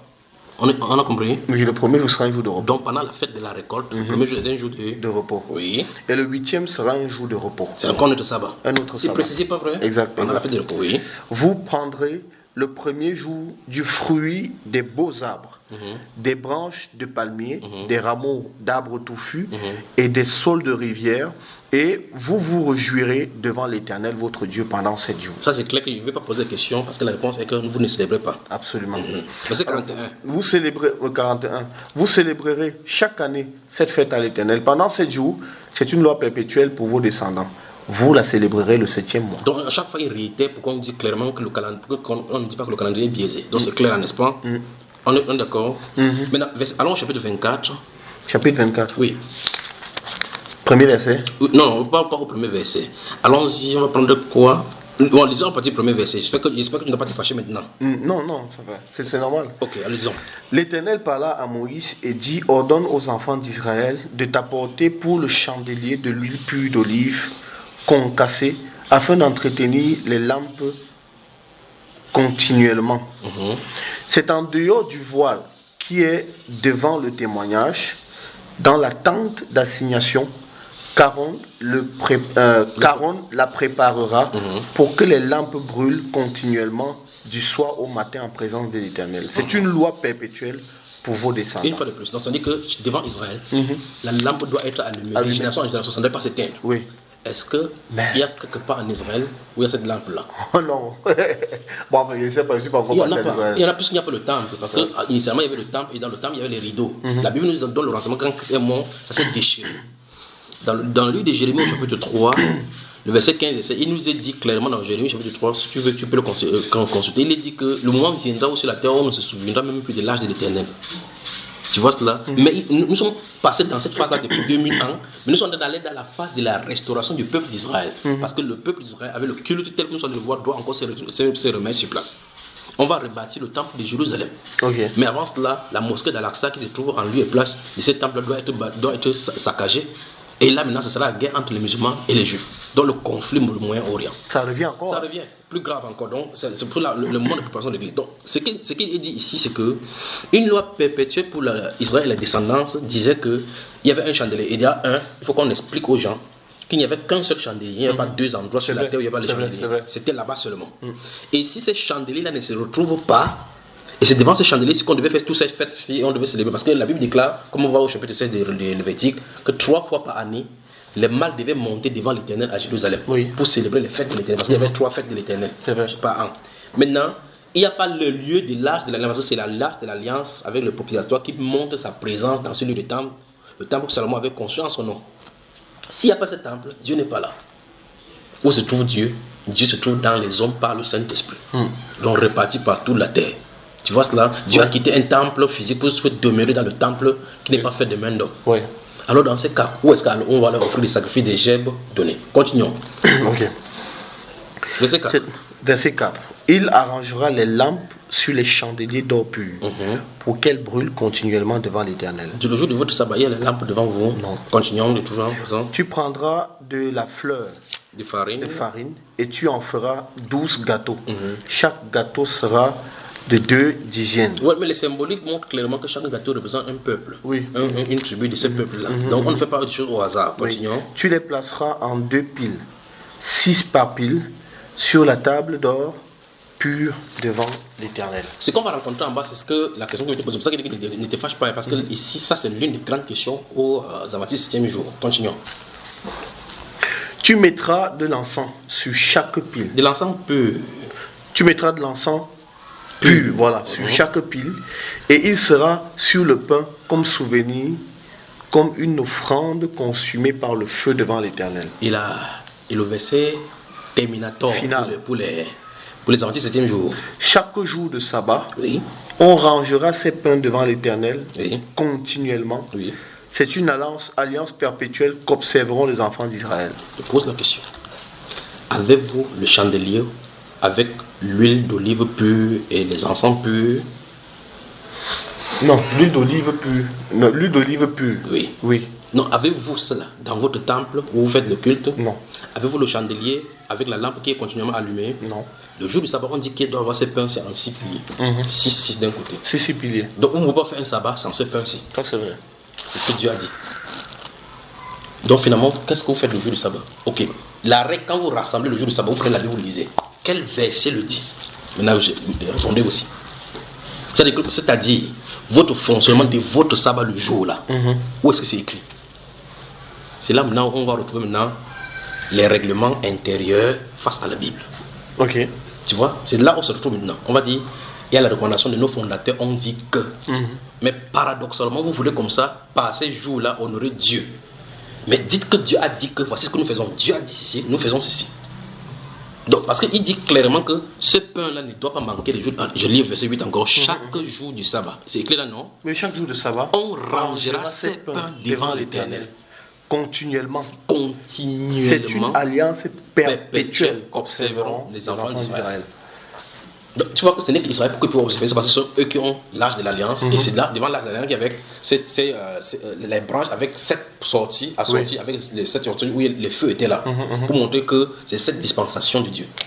Alors, et dans ces 7 colonnes, il y avait un même conduit d'huile qui conduisait pour brûler les 7 feux devant Dieu. Et devant Dieu, maintenant, on devait placer donc. Ça n'a rien à voir avec ce que nous on fait. Alors, non, ça veut dire que vous en avez travaillé pour qui? Pour Miller et Ellen G. White. Pas Dieu. C'est pas vrai? Nous venons de brosser donc ce que veut dire le sabbat dans les 7 Testaments. Il y en a plein là-bas. Il y en a le 7e, les 7, après 7 sabbats. Oui. Après 7 années, il y avait les années de relâche, et la 50e année était consacrée à ce qu'on appelle la Pentecôte. Donc la 49e année était un sabbat. Cette année-là, on appelait ça l'année sabbatique. Donc toute l'année là, c'est l'année de sabbatique. Oui. Vous faites célébrer ça aussi. Ah, l'autre, au moins, vous célébrez. Mais comment vous pouvez célébrer l'année sabbatique de 49 mois, de 49 ans, sans célébrer les autres sabbats qui sont au milieu? Vous faites comment pour arriver à 49 sans commencer par un? C'est vrai. Et même si vous le faites, La vous le vérité, savez comment? la vérité, c'est que les débats liés au sabbat, Oui. je cherche à les avoir avec les responsables de l'église. Je serais partant si on puisse avoir une entrevue dans ce Tous sens. ensemble. Ouais. Non, honnêtement, je cherche à les avoir. Je crois Ces qu'avec ces débats-là. petits Oui, canevas, ça, tu es je outillé. suis bien outillé. Et je crois que ça va faire l'objet d'un affront. D'un affront très sérieux. Je vais rencontrer les pasteurs pour ça. Parce que la vérité telle qu'elle est écrite ici, c'est clair qu'elle n'est pas pratiquée de la même manière. Oui. Elle n'est même pas pratiquée, le défi qui est là, c'est que personne ne peut la pratiquer. C'est ça. C'est un peu comme la dit. Mais pourquoi, c'est-à-dire que pourquoi Dieu décrit ça dans la Bible alors que c'est presque impratique? Enfin, c'est quasi impratique. La Bible répond à cela que Dieu avait donné la loi à l'homme pour que l'homme ne puisse l'obéir, pour montrer à l'homme sa voie de désobéissance pour qu'il puisse venir au Sauveur. C'est ce que l'Écriture nous enseigne. Parce que Dieu, personne ne pouvait pratiquer ces lois-là. Parce que la Bible déclare que cette loi, ce n'était pas esprit. Parce que l'esprit de la loi est bonne, mais nous sommes charnels. C'est ce que la Bible nous explique. Nous sommes charnels. Pour l'appliquer. Nous pourrons faire la volonté, nous voulons faire la volonté, mais nous ne pouvons pas parce qu'on n'a pas le pouvoir de le faire. C'est pour ça que Christ venant dans le corps, il dit tu n'as voulu ni sacrifice, ni holocauste. Chose qu'on observe d'après la loi. Quand la Bible déclare dans Hébreux chapitre 10 que tu n'as voulu ni holocauste, ni sacrifice. Ça c'est Hébreux chapitre 10. Il dit tu n'as voulu ni holocauste, ni sacrifice. La question c'est qui ordonnait ces sacrifices dans l'ancienne alliance? Donc ça dit que les sacrifices qu'on offrait n'étaient pas l'expression parfaite de la volonté parfaite de Dieu. C'est ça. Donc la volonté parfaite de Dieu, c'est la volonté, l'expression de Christ à la croix. Donc en réalité, Dieu n'a pas donné le sacrifice, c'est pour ça que c'était donné pour un moment donné. Et comme la Bible déclare, jusqu'à un temps de réformation. Alors maintenant, Christ est donc le réformateur. De telle sorte que la nouvelle alliance nous introduit dans l'alliance parfaite de Christ. On n'a pas besoin de venir chaque année, comme le Saint Écriture l'explique. Alors, nous venons de voir, en résumé, si tu n'es pas fatigué, on brosse rapidement dans la nouvelle alliance pour voir maintenant, parce que la question maintenant c'est, nous avons répondu à la question, c'est qu'est le sabbat. Nous avons vu que le sabbat, ça veut dire le repos. On doit se reposer, ça veut dire rester fixe, inerte, sans faire quoi que ce soit qui nous concerne. Nous avons vu qu'il y avait plusieurs styles de sabbat. Nous avons vu des sabbats différents, il y en a plein. Et nous avons répondu à la question, et là, ça nous a amené clairement là-bas que le sabbat, c'est spécifiquement pour Israël. Oui, pour les enfants d'Israël. Les enfants d'Israël et leurs descendants, à perpétuité. Mhm. Or, lorsque la Bible utilise le mot à perpétuité, ça ne veut pas dire que c'est de façon éternelle. C'est ça, c'est un autre langage biblique. Parce qu'en clair, si Dieu avait dit que ça devait être pour toujours, il ne pouvait pas venir supprimer lui-même ce qu'il a déjà tenu pour parfait. Tu vois? Donc, de façon perpétuelle ne veut pas dire définitivement. Ça veut dire que ça doit aller jusqu'à ce qu'une époque arrive que Dieu va supprimer. Mais Christ est venu avec un sang parfait et a amené définitivement. Il n'y a pas une réforme dans le sang de Christ. C'est pour ça qu'il a amené parfaitement. La Bible déclare que par une seule offrande, il a amené à la perfection pour toujours ceux qui sont sanctifiés. Ça veut dire quoi concrètement? Ça veut dire que les annonces faites au travers de la loi donnée à Israël étaient des images pour présenter le parfait qui devait venir. Dans ce cas, je pose la question, pourquoi le parfait peut venir en rentre dans l'ombre? Puisqu'on dit que lesquels célébraient les images et que ce qui était image des choses célestes. C'est-à-dire que ces choses-là, dans l'ancien, étaient l'ombre. Dans ce cas, pourquoi on va revenir là-dessus? Allons voir Paul maintenant, mon grand frère.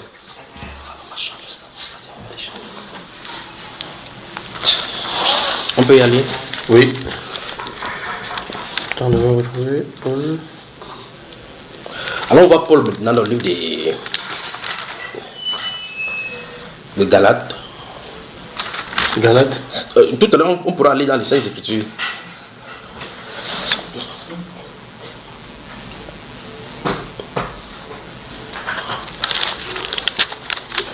Dans le livre de Galates, allons-y dans le livre de Galates. On y va.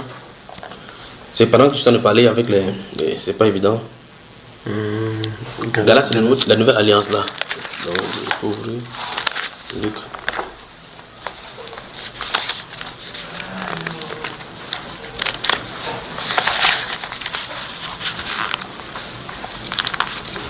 Qui est? C'est amusant les histoires bibliques, n'est-ce pas? Galates, oui. Galates, c'est chapitre. On va y aller. Ouvre le chapitre 1, verset 9 et 10 d'ailleurs. Chapitre 1, verset 9 et 10. Verset 9. Nous l'avons dit précédemment, et je le répète à cette heure, si quelqu'un vous annonce un autre évangile que celui que vous avez reçu, qu'il soit anathème. Et maintenant, est-ce la faveur des hommes que je désire ou celle de Dieu? Est-ce que je cherche à plaire aux hommes? Si je plaisais encore aux hommes, je ne serais pas serviteur de Christ. Il dit clairement, qu'est-ce que le verset 8 et le verset 9 nous disent? Disent exactement que si quelqu'un annonce un autre évangile que celui que Dieu nous annonce, que eux ils ont annoncé, oui, que eux ils ont annoncé, qu'il soit anathème. Ça veut dire maudit. Là, je pose la question. Et là, nous devons être intransigeants. Les apôtres ont-ils annoncé d'observer le sabbat tel que les adventistes septième jour le font? Non. Dans ce cas, c'est un évangile nouveau. Parce qu'il dit au verset 9 là, il dit quand nous-mêmes, quand un ange du ciel annoncerait un autre évangile autre que ce que nous avons annoncé, qu'il soit anathème. Alors, chapitre 4, ce même livre. Chapitre 4. Oui. On y va. Lisons le verset 8, 9 et 10. Verset 8, 9 et 10. Autrefois, ne connaissant pas Dieu, vous serviez des dieux qui ne le sont pas de leur nature. Alors, il faut vraiment qu'on s'entende. Galate, c'est dans la province romaine, c'est dans la province grecque. Donc, ça dit ici, il ne s'adresse pas aux Israéliens. Donc, ça, c'est clairement chez les païens. Ok. Donc, il leur dit donc autrefois, vous servez, vous ne connaissez pas Dieu. Donc, il faut oublier les affaires que les Blancs disent que avant que les Blancs ne viennent ici, les Africains servaient Dieu. C'est le mensonge. Donc, on va revenir sur le cas avec les Nordistes qui sont des revenus panafricains pour dire que c'est eux les dieux là. Donc, on dit qu'autrefois, ne connaissant pas Dieu, vous serviez des dieux qui ne sont pas dieux dans leur nature. Donc les pères avaient le village Bamileke, chez les Bansois, ils avaient des sacrifices, sa forêt sacrée, chez les Bahamas et autres là-bas, c'est des démons. Même si ça choque, c'est quand même la vérité. C'est vrai, c'est vrai. Voilà, maintenant continue ce qu'il dit. Mais à présent que vous avez connu Dieu, ou mieux encore, ou plutôt que vous avez été connu de Dieu, oui, ça veut dire que Dieu s'est révélé, il veut dire que Dieu s'est révélé à vous. Comment retournez-vous à ces faibles et pauvres rudiments auxquels de nouveau vous voulez vous asservir encore? Et puis il s'étonne, allons-y. Vous observez les jours, Oui. les mois, Oui. les temps et les années. C'est même une exclamation. Il dit, oui, je sais qu'il s'étonne, Il dit, vous observez les jours, les mois, les années. Et puis il va dire quelque chose, verset 11. Je crains d'avoir inutilement travaillé pour vous. Tu vois cela? Il dit que je crains d'avoir inutilement pour... Qu'est-ce qu'il veut dire par exemple? En tout cas, mettons C'est comme une forme de déception. des déceptions effectivement. En fait, ça c'est au chapitre 11. Chapitre 11. Non, Oui, chapitre chapitre 4. Rentrons au chapitre 3, on voit ce qui s'est passé. D'accord? Parce que là, au chapitre 3, il va bien peindre la chose. Ok. Lisons le verset 1 à 5 du chapitre 3. Verset 1 à 5. Galates dépourvu de sens. Non, il dit, oh, Galates, dépourvu de sens, qui vous a Ah oui. fasciné. Oh, Galates, dépourvu de sens. Oui. Qui vous a fasciné, vous aux yeux de qui Jésus. Fasciné, c'est la version du second. Dans d'autres versions, on dit, qui vous a ensorcelé. Ok. Qui vous a ensorcelé, qui vous a envoûté. Oui. Vous aux yeux de qui Jésus-Christ a été peint comme A-t-il été crucifié. peint comme Jésus-Christ a été peint comme crucifié. Voici seulement ce que je veux apprendre de vous. Oui. Est-ce par les œuvres de la loi Oui. que vous avez reçu l'esprit ou par la prédication de la foi? Donc tu vois, Paul n'avait pas le problème des Sadducéens jour et autres là-bas n'a pas commencé aujourd'hui.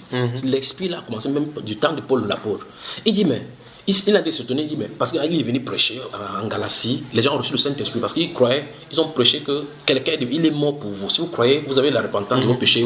Et ils avaient le Saint-Esprit. Quand il va, d'autres personnes viennent même prêcher la circoncision, l'observance de la loi de Moïse. Après, Paul entend ça, il dit, mais il dit en langage simple, il veut dire, la dernière fois qu'il était là-bas, il prêchait là. Est-ce qu'en observant le sabbat, en faisant telle chose, que la loi de Moïse dit, c'est en faisant ça que vous avez reçu l'esprit, ou bien on vous a prêché, vous avez cru par la foi, vous avez eu. Donc il voulait mettre en droit de fond la loi et la foi. Oui. Tu vois? Voici seulement ce que je vais apprendre. Non. Êtes-vous tellement dépourvu de sens? Après avoir commencé par l'esprit, voulez-vous maintenant finir par la chair? Voilà. Avez-vous tant souffert en vain? Si toutefois c'est en vain, celui qui vous accorde l'esprit et qui opère des miracles parmi vous, Oui. le fait-il donc par les œuvres de la loi ou par la prédication de la foi? Voilà. Donc tu vois, effectivement, oui. Comme Abraham crut Et à là, Dieu et cela lui fut et imputé que à cela justice. lui fut imputé à justice. Donc il dit clairement que les miracles se passent aux côté de toi, au milieu de vous là. C'est parce que vous avez observé le sabbat. C'est parce que vous avez fait le Yom Kippour que Dieu a fait ça. C'est ce qu'il a dit. Parce qu'en réalité, si c'est comme ça, vous devez être redevable. Dieu devait être redevable parce que vous avez fait quelque chose pour que Dieu fasse des choses. Ouais. Parce que la foi en Christ Jésus-Christ ne repose que sur l'œuvre que Christ lui il a fait. Donc, autrement dit, il n'y a pas de mérite humain.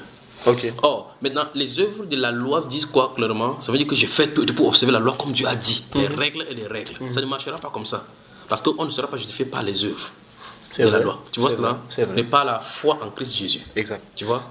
Alors, donc c'est ça qui s'est positionné là. C'est pour ça qu'il a dit, je crois avoir prêché en vain. Vous observez encore le jour, vous observez encore les années, les mois. Parce que tout à l'heure, nous avons vu clairement qu'il y avait des jours du sabbat, le samedi, et ainsi de suite. On a vu qu'il y avait des mois sabbatiques, on a vu qu'il y avait des années sabbatiques.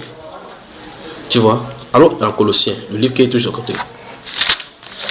Après Éphésiens.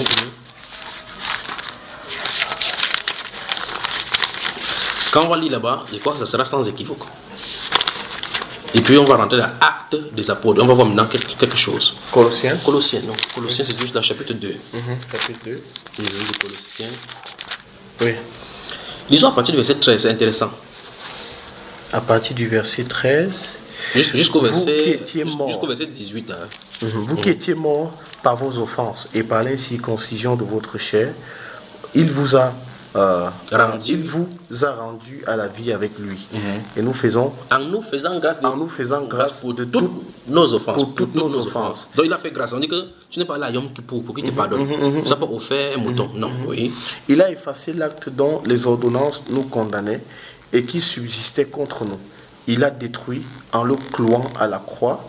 Il a dépouillé les dénominations. Non, pas les dénominations, ça il va le faire pour les dominations. Voilà, bientôt, Okay. Pour les dénominations, il va le faire bientôt.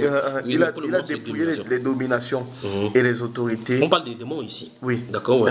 Et les a livrés publiquement en spectacle en triomphant d'elle par la croix. Et puis il dit, verset 16. Que personne donc ne vous juge au sujet du manger ou du boire, Oui. ou au sujet d'une fête, Oui. d'une nouvelle lune ou des sabbats. Donc, si quelqu'un c'est très clair. vient aujourd'hui pour dire aux chrétiens du Nouveau Tu Testament, n'observes pas le sabbat, tu n'es pas un chrétien. il y a quelque chose qui ne va pas chez lui. Ça c'est vrai, je suis d'accord. Et ça, c'est en étroite ligne avec la parole de Dieu qui dit que tu ne jugeras point. C'est-à-dire que ne faut pas porter de jugement sur l'autre. Parce que peut-être tu as tes convictions, tu as tes appartenances, tes sensibilités. Et tu voudrais que cela soit imputé aux autres et tout et tout. Ça, c'est une grosse leçon. Maintenant, il dit que personne dont ne vous juge au sujet du manger ou du bois. Là, c'est un paradoxe. S'ils disent cela, une fois de plus, Colosse, c'est une province grecque. Donc, pourquoi ils disent cela aux Colossiens? Parce qu'en réalité, des personnes viennent pour leur dire clairement, et tout en bas, il va parler des visions. Les gens vont leur dire que si j'ai eu la fédération, que vous ne mangez pas selon la loi de Moïse, vous êtes fini. Il dit non. C'est vous, quand on ne vous juge pas au sujet de manger ou de boire ou des sabbats. Remarque bien qu'il a dit des sabbats. Des sabbats, oui. Les sabbats, ça ne vous concerne pas. Non, laisse-les là, on continue ici. Les sabbats ne les concernent pas. Ça, ce sont les Colossiens, ça, ce sont les chrétiens. C'est le premier, c'est dans la Bible. Maintenant, dans les écrits d'Ellen G. White et tous les autres qui vont voir, on va voir clairement qu'ils se mettent sur l'aspect du fait, et on va voir avec eux là, qu'ils se mettent sur l'aspect du fait que les apôtres prêchaient le jour du sabbat. On va répondre à la question pourquoi. Est-ce que les apôtres, en prêchant le jour du sabbat, observaient le sabbat? Ou bien quel était le plan de Dieu, ou bien qu'est-ce que la Bible nous présente clairement. Donc, en quittant ici, nous allons aller dans le livre des Actes des Apôtres. Qu'est-ce qu'il dit au verset 17? Verset 17 déjà. Verset 17. Donc il a d'abord dit quand personne ne vous juge au sujet du manger du bois, au sujet d'une fête, ou d'une nouvelle lune, ou des sabbats. Oui. N'est-ce pas? Verset 17, c'était l'ombre des choses à venir. D'accord. Mais le corps est en Christ. Il dit, c'était l'ombre des choses à venir. Donc tout ce qu'il a cité. Les fêtes, parce qu'on a vu clairement là-bas les fêtes de l'éternel, la fête de la récolte. Mais il y a des gens qui font ça aujourd'hui parce qu'ils voient qu'il y a la récolte, on va venir le donner. Puis on va le donner au pasteur. Parce que c'est ça qui se base. Quand on a parlé de jeûne, il ne parle pas de jeûne parce qu'il ne veut pas jeûner. Il dit que non, pour l'autre, Christ a accompli à la croix. Comme c'est le jeûne, parce que c'est Christ qui était le jeûneur. C'est pour le mangement, eux peuvent manger parce que Christ n'a pas été le mangeur. Alors, donc tu vois que tu ris, c'est pas vrai. C'est pour ça qu'il va voir le pasteur avec le gros ventre, mais il ne veut pas jeûner. Il dit non, Jésus a déjà jeûné. Mais il a déjà tout accompli sur le fait de la récolte. Alors il dit ici que c'était l'ombre des choses à venir. Donc ça veut dire clairement, le Saint-Esprit nous dit ici que les fêtes qu'on voit dans l'Ancienne Alliance étaient l'ombre. Donc une ombre. Regarde, nous sommes là, regarde, on voit l'ombre là. Si on voit l'ombre, ça veut dire qu'il y a une réalité. Donc ça veut dire que cette ombre-ci avait une réalité qui venait. Il dit le corps est en Christ. Ça veut dire que leur finition et leur terminologie se trouvent en Christ. C'est ce qu'il vient de nous dire. Donc ça veut dire que l'ombre de ces choses-là, leur réalité se trouve en Christ. Et puis il donne maintenant la fondation. Il dit quoi? Verset 18. Qu'aucun homme, sous une apparence d'humilité ou par un culte des anges, ne vous ravisse à son gré le prix de la course, tandis qu'il s'abandonne dans ses visions et qu'il est enflé d'un vain orgueil, par ses pensées charnelles. Donc, ce n'est pas parce que quelqu'un va dire que j'ai une vision de Dieu. Si on fait référence à Ellen G. White, c'est les questions des sabbats et autres là-bas. Il a eu des visions, il a eu des choses, des écrits. Ça ne veut pas dire clairement, parce que quand vous éloignez les gens de Christ en disant qu'il faut observer ces jours, en revenant sur la loi encore, alors que Christ les a fait sortir de là, il y a un problème. Donc, la Bible déclare clairement qu'on ne doit pas faire telle chose. Bien plus encore, si je donne une affirmation, tu me dis si elle est fausse ou pas. Il y a des gens dans votre tendance qui disent qu'ils sont des végétariens. C'est vrai. Beaucoup de pasteurs même. Versets 20 et 21. Verset 20. Si vous êtes morts avec Christ au rudiment du monde, pourquoi, comme si vous viviez dans le monde, vous impose-t-on ces préceptes? Allons-y, quels sont les préceptes? Ne prends pas. Oui. Ne goûte pas. Oui. Ne touche pas. Verset 22. Préceptes qui tous deviennent pernicieux par l'abus et qui ne sont fondés sur des ordonnances que sur les ordonnances et les doctrines des hommes. Et l'apôtre Paul avait, mon grand frère avait raison. C'est pour ça qu'Ellen G. White avait écrit sur les œufs, sur la nutrition, sur le végétarien, sur le végétarisme, le bienfait de nutrition, pour que les gens puissent faire ça. Ça, c'est un sens normal, les nutritionnistes peuvent avoir, les médecins qui sont au milieu de vous peuvent se retrouver pour bien expliquer cela. Mais c'est fondé sur la doctrine des hommes. Pourquoi vous interdisez? Vous êtes dans le Christ, on nous dit qu'ils ne goûtent pas. Les femmes enceintes ne doivent pas manger les œufs. Et il y a le tigre, tu manges les œufs, ton enfant va voler. Bon, c'est pas vous qui le dites, c'est des façons générales pour toutes les choses. Alors il dit qu'ils ont à la vérité, verset 23, ils ont à la vérité une apparence de sagesse en ce qu'elle indique un culte volontaire, de l'humilité et du mépris du corps, mais ils sont sans aucun mérite et contribuent à la satisfaction de la chair. Fin de citation. Très bien. Ça, on appelle ça les Saintes Écritures. Dans le sens que tu dis, même si vous faites le végétarisme, vous observez cela, vous faites ces choses-là, ça c'est pour vous, c'est bon pour toi. Dieu n'a pas dit, Dieu n'a pas dit ça. Voilà. Nous sommes d'accord, n'est-ce pas? Très d'accord. Si nous disons donc l'apparence, la résurrection du Seigneur Jésus, on est sorti là maintenant. Si nous regardons la résurrection du Seigneur Jésus-Christ, la Bible déclare que le premier jour de la semaine, la Bible dit de façon claire que le premier jour de la semaine, ils étaient réunis dans une maison. Le Seigneur Jésus est apparu au milieu d'eux, il a dit que la paix soit sur vous. Ils sont réunis, le Seigneur leur a montré ses mains qui avaient été clouées. Donc Jésus-Christ serait fait une réunion de prière le jour du soleil. Il dit, en prenant donc les explications des catholiques, des adventistes, Jésus lui-même a fait une réunion le septième jour, parce que non, ils avaient fui, ils étaient cachés, Jésus est venu se montrer eux le premier jour de la semaine. Le premier jour de la semaine, c'est le dimanche. Dans le chapitre 20, alors dans Actes des Apôtres maintenant, Actes des Apôtres, quelque part avant Romain, courage, chacun est dans son rôle. Chapitre 20.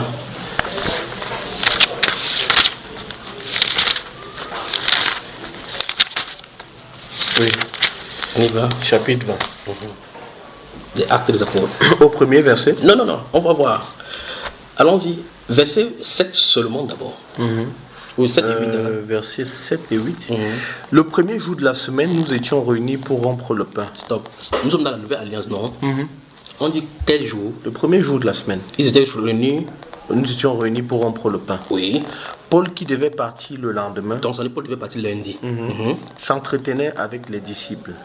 Et il prolongea son discours jusqu'à minuit. Et il y avait beaucoup de lampes dans la chambre où nous étions ensemble. C'est le cas où Jésus est tombé par la fenêtre. Mais je voulais prendre clairement ceci pour montrer. J'ai d'abord montré que Jésus, elle allait à la volée pour laisser les gens puissent réfléchir et y méditer. Je viens de montrer dans le livre, ce qui était là, se trouvait dans le livre de Matthieu chapitre 19, après la résurrection du Seigneur Jésus, où Thomas devrait se présenter par le Seigneur en disant, Jésus a dit, mets ta main ici. Parce qu'on dit, 8 jours après, ils étaient là, donc le premier jour. Alors, ici, la Bible dit littéralement que le premier jour de la semaine, nous étions réunis pour rompre le pain. Oui. Donc, les disciples avaient des réunions dimanche. Tout à fait. C'est ça. Alors, donc, ça veut dire que voilà Paul, qui devait partir le lendemain. Donc, Paul était vivant. Ils sont réunis le dimanche. Donc, ça veut dire que les disciples, y compris Paul qui a écrit la Bible qu'on lit, a adoré le Dieu soleil. Non. Qui a tort, la Bible? Puisqu'il était disciple de Christ. Qui a tort donc, la Bible ou les adventistes du 7e jour? Forcément les adventistes. Voilà. Alors ils sont réunis, ils ont prié, ils ont fait. Maintenant, alors on va regarder quelques jours de sabbat. On va voir clairement le problème du sabbat, d'accord? Ici principalement. On va prendre Actes des Apôtres.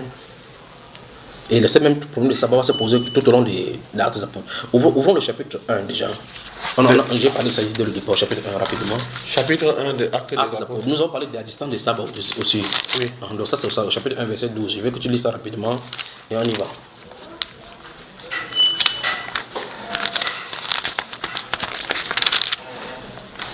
Chapitre 1. Premier verset. Non, verset 12 seulement. Verset 12. Alors, ils retournaient à Jérusalem de la montagne appelée les Oliviers, qui est près de Jérusalem, à la distance d'un chemin de sabbat. Donc on mesure la distance de là où ils étaient par rapport à Jérusalem d'une distance des chemins de sabbat. Donc le chemin qu'on parcourt le jour du sabbat doit à peu près 1 km. 1 km, oui. Donc je voulais seulement te montrer. Voici la première mention du sabbat dans l'Acte des Apôtres. Il y en a 10 fois dans les Actes des Apôtres. 9 fois. La deuxième fois qu'on va mentionner le jour du sabbat, c'est dans le chapitre 13. Alors chapitre 13.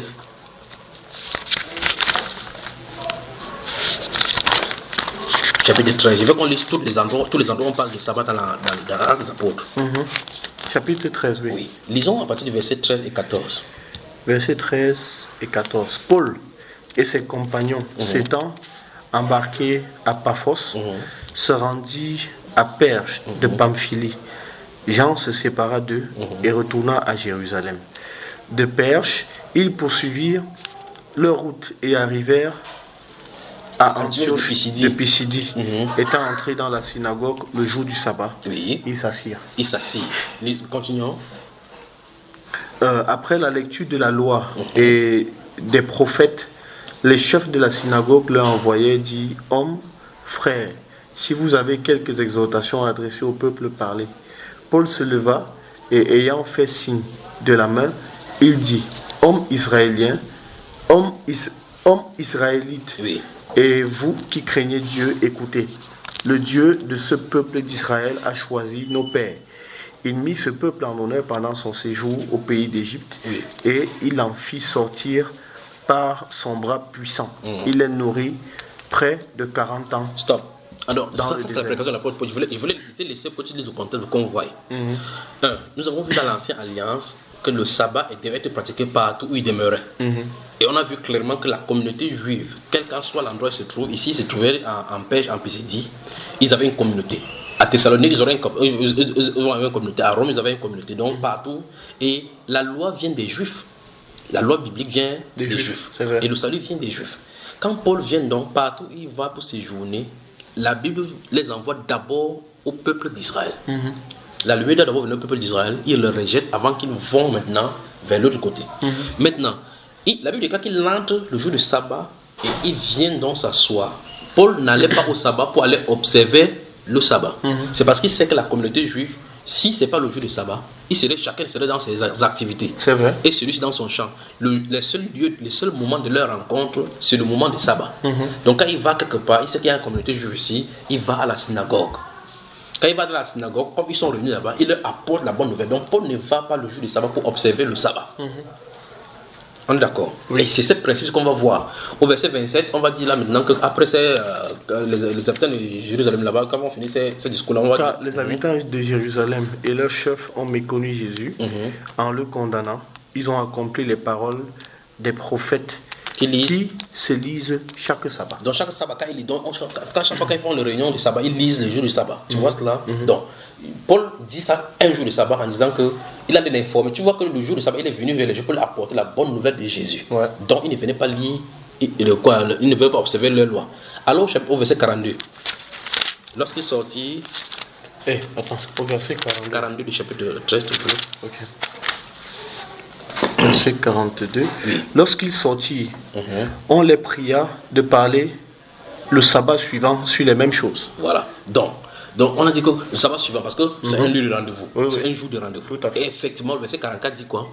Le verset 44 dit, le sabbat suivant, presque toute la ville se rassembla pour entendre la parole de Dieu. Donc, le jour du sabbat suivant, le sabbat n'est pas fait en signe de loi, c'est en signe d'indication dans le temps. Donc ici, on a indiqué que c'était un samedi. Oui. Donc ce samedi, comme les Juifs ne vont nulle part, on dit toute la ville.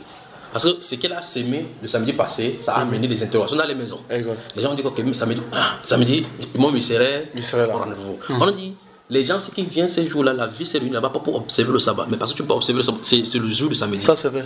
Et donc, on dit, ils sont venus pour entendre la parole de Dieu. Voilà. Alors, Paul a profité donc pour leur prêcher la Bible. C'est ce qu'il dit, n'est-ce pas? Au chapitre 15, il va y avoir les affaires, la première conférence de Jérusalem où les gens avaient fait. Et verset 1. Verset 1. Quelques hommes Oui. venus de la Judée enseignaient les frères en disant, si vous n'êtes circoncis selon le rite de Moïse, vous ne pouvez être sauvés. Ouais. Tu as vu cela? Et Paul et Barnabas vont avoir avec eux des vives disputes. De vives discussions, les frères décidèrent que Paul et Barnabas et quelques-uns de leurs monteraient à Jérusalem vers les apôtres et les anciens pour traiter cette question. Après avoir été accompagnés par l'Église, ils poursuivirent leur route à travers la Phénicie de la Samarie. Donc voilà comment ils vont Donc tu vois que le problème de l'ordre de Moïse était au milieu d'eux. Oui. Il y a des groupes qui croyaient et qui venaient maintenant avec les choses encore de Moïse. Paul a dit que non, c'est pas comme ça. Oh, remarque bien, Paul a rencontré Jésus qui lui a donné l'authenticité de la direction de Dieu. Quand il vient prêcher, c'est lui qui a la vérité. Ceux-ci viennent dire que non, mais quand même Moïse avait quand même dit telle chose. Paul, si on ne peut pas quand même faire, mais c'est plutôt celui-là qui a raison. Tu vois, c'est Paul qui a raison. Mais celui-là est en train de prendre les explications des lois de Moïse pour venir mettre dans le corps de Christ. Ça peut sembler vrai et bon, mais ce n'est pas dans la volonté de Dieu. Parce qu'on a vu que c'était de l'ombre. C'est quand on a vu que c'était de l'ombre, le corps, on dit le corps en Christ. C'est parce que, regardez, quand vous êtes en Christ maintenant, regardez les choses maintenant, il a fait comme un homme. Exact. Maintenant, on continue. Le verset 16 dit le jour du sabbat, chapitre 16. Chapitre 16, ok. Le verset 13. Du verset 13. Le verset chapitre 16, verset 13. Ah, chapitre 16, ok. Verset 13. Le jour du sabbat. Une seconde. Le jour du sabbat, nous nous rendîmes hors de la porte vers une rivière où nous pensions que se trouvait un lieu de prière. Nous nous assîmes et nous parlâmes aux femmes qui étaient réunies. Donc tu vois clairement que comme étant juif, ils savaient effectivement que les jours des sabbats sont les jours où on peut retrouver facilement les juifs. Ils cherchaient des endroits de prière. Bien sûr. Ils ne cherchent pas. Le but pour eux, ce n'est pas d'aller prier. Ils ont une nouvelle à venir donner au peuple qui s'est réuni pour servir Dieu. Oui. Alors, vous servez Dieu? Oui. Ce Dieu-là a donné une promesse à nos pères. Il a fait ces choses-là. C'est que vous lisez chaque sabbat, c'est accompli en Christ Jésus. Donc, il a déplacé ces choses dans l'homme pour lui dire que la réalité est venue. Il vient quitter ces lieux-là. Maintenant, quand il finit de dire ça, il part. D'autres personnes viennent maintenant, comme vous dites, rentrer dans la deuxième chose. Donc, Paul venait les faire quitter là-bas. Elle a dit, ouais, c'est que ça troupe. Et vous-même, vous venez de faire encore rentrer là-bas. Chapitre 17, verset 1 et 2. Chapitre 17, verset 1 et 2. Verset 1 et 2. Paul et Silas passaient par Amphipolis et Apollonie. Et ils arrivaient à Thessalonique. Oui, ça c'est toujours chez les Grecs. Où les Juifs avaient une synagogue. C'est bien compris. Oui. Les Juifs avaient une synagogue. Oui. Paul y entra selon sa coutume pendant 3 sabbats. Et il discuta avec eux d'après les Écritures. Chapitre 18, verset 1 à 4. On va s'arrêter là. Après cela, Paul partit d'Athènes et se rendit à Corinthe. Oui. Il y trouva un juif nommé Aquilas, originaire du Pont, récemment arrivé d'Italie avec sa femme Priscille, parce que Claude avait ordonné à tous les juifs de sortir de Rome. Il se lia avec eux. Et comme ils avaient le même métier. Et comme il avait le même métier, il demeura chez eux et il travailla. Ils étaient faiseurs de tentes. Paul discourait dans la synagogue chaque sabbat. Donc il venait, Paul fabriquer ses tentes. Le sabbat, il fait ça lundi, mardi, mercredi, le vendredi soir jusqu'au samedi. Il va au temple pour trouver le passé. Il va les rencontrer, pour parler. Donc, si on prend dans le cas Paul, on voit clairement que Paul n'a jamais observé le sabbat. On a vu que Jésus n'a pas observé. Jusqu'à sa résurrection même, il n'a pas observé. Alternativement, on voit effectivement que si quelqu'un dit donc, ok, le vas qui entre le sabbat, tu voudrais qu'il entre quand il pas trouver les gens dans le champ. Et que diras-tu donc maintenant du fait que maintenant qu'ils sont réunis le premier jour de la semaine, parce qu'il y en a plusieurs fois dans les Saintes Écritures. Donc alternativement, il adorait le Dieu soleil, le Dieu de la Bible, que non. Au sortir dans lycée, qu'est-ce qu'on peut dire? Quel résumé donc peux-tu faire toi-même maintenant? Avec maintenant, en toi de fond, l'Adventiste c'est un jour face à la Bible au suivi du sabbat. C'est que la question du sabbat mérite d'être, j'ai pas envie de dire redéfinie, mais mérite d'être réévaluée et réestimée en fonction de comment chacun observe le sabbat. La Bible nous décrit plusieurs types de sabbat. Il y a le sabbat du samedi, le sabbat classique, le sabbat du samedi. Il y a le sabbat d'autres jours où c'est le premier jour, d'autres mois, d'autres années. Avec les spécificités. Avec les spécificités, effectivement. Et particulièrement le pain devant le chandelier, avec l'huile. Exact. Et maintenant, le tout c'est... L'une des questions de fond, c'est pourquoi cataloguer les autres s'ils n'observent pas le même type de sabbat que nous. Ça, c'est pas bon. Et maintenant, intégrer la réalité du sabbat comme étant décrite dans la Bible, minutieusement, avec tous les détails, n'est pas évident. Et impossible. Et presque impossible même, parce que avec tout ce qui est décrit là, je ne vois pas quelqu'un qui a pu respecter ça. Et donc, en conclusion, je pense que la notion du sabbat est une notion à redéfinir, à revoir, Si donc tes acolytes du 7e jour nous entendent, qu'est-ce que tu leur dis directement? Un pasteur d'Adventiste 7e jour qui tomberait sur lui, un fidèle l'église des Adventistes 7e jour tombe sur Bamba Iba. Qu'est-ce que tu leur dis? Parle-leur directement. Non, ce que je vais dire, c'est que effectivement, la question du sabbat est une question qui égare beaucoup d'adventistes. Et parce qu'ils sont égarés, ils ont besoin d'éclairage au vu et à la lumière des Saintes Écritures pour bien comprendre et intégrer ce que c'est que le sabbat. À défaut de ça, ce ne serait pas différent notamment du roi soleil qu'on serait en train d'adorer. Donc ceci dit, il faudrait que les pasteurs adventistes, les hommes de Dieu adventistes expliquent en profondeur et de manière réelle, mais alors selon les saintes écritures, à quoi sert le sabbat et comment le sabbat devrait être respecté. Et maintenant, est-ce que tu penses que la dénomination adventiste telle que formée depuis les États-Unis, depuis sa base, si elle vient aujourd'hui en disant nous nous sommes trompés depuis plus de 200 ans maintenant, le sabbat n'est pas pour les chrétiens, quelle serait la conséquence? Elle sera désastreuse. La première conséquence, c'est que je crois que ça va dissoudre l'Église. Ça va segmenter, même s'il y a n'importe quel type de fraction en interne, la première conséquence, c'est que ça va segmenter toute l'Église adventiste. Parce que une grande partie, sinon la majorité de la théorie adventiste est bâtie autour du sabbat. Voilà. Et c'est ce qui forge en réalité ce distinguo que les adventistes se donnent par rapport aux autres comme étant le peuple choisi, bref, comme étant le peuple à part, parce que respectant le sabbat. Voilà. Les témoins de Jéhovah se présentent comme le peuple de Dieu à la place d'Israël, ceux qui respectent au milieu de la chrétienté le seul peuple. Kakou Philippe se présente comme le seul sauveur pour l'instant, tandis que les adventistes du 7e jour prennent le sabbat comme leur propre fondation et hormis du sabbat, enlever du sabbat dans l'église évangéliste, et comme il l'a dit, et l'église se disloque. Nietzsche, le philosophe Nietzsche disait que les gens ont peur de venir à la vérité, de peur que leur illusion dans laquelle ils se confient soit déboussolée. C'est ici que prend fin cette deuxième partie des réflexions sur l'église. Nous nous retrouvons dans la troisième partie. Merci. Bonsoir à toi. Merci, bonsoir. Que Dieu te bénisse. Merci. Alléluia.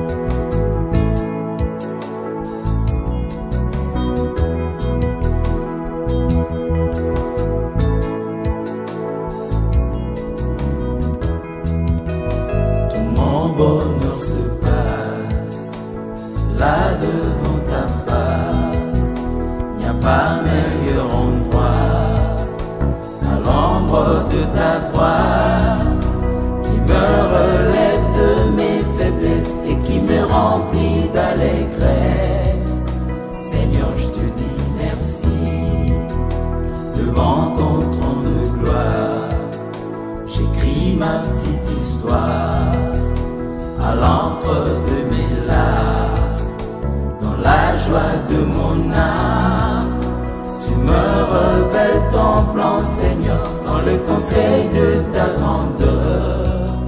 Seigneur, je te dis merci, ton amour en moi déborde, et nos deux esprits s'accordent dans un élan de tendresse.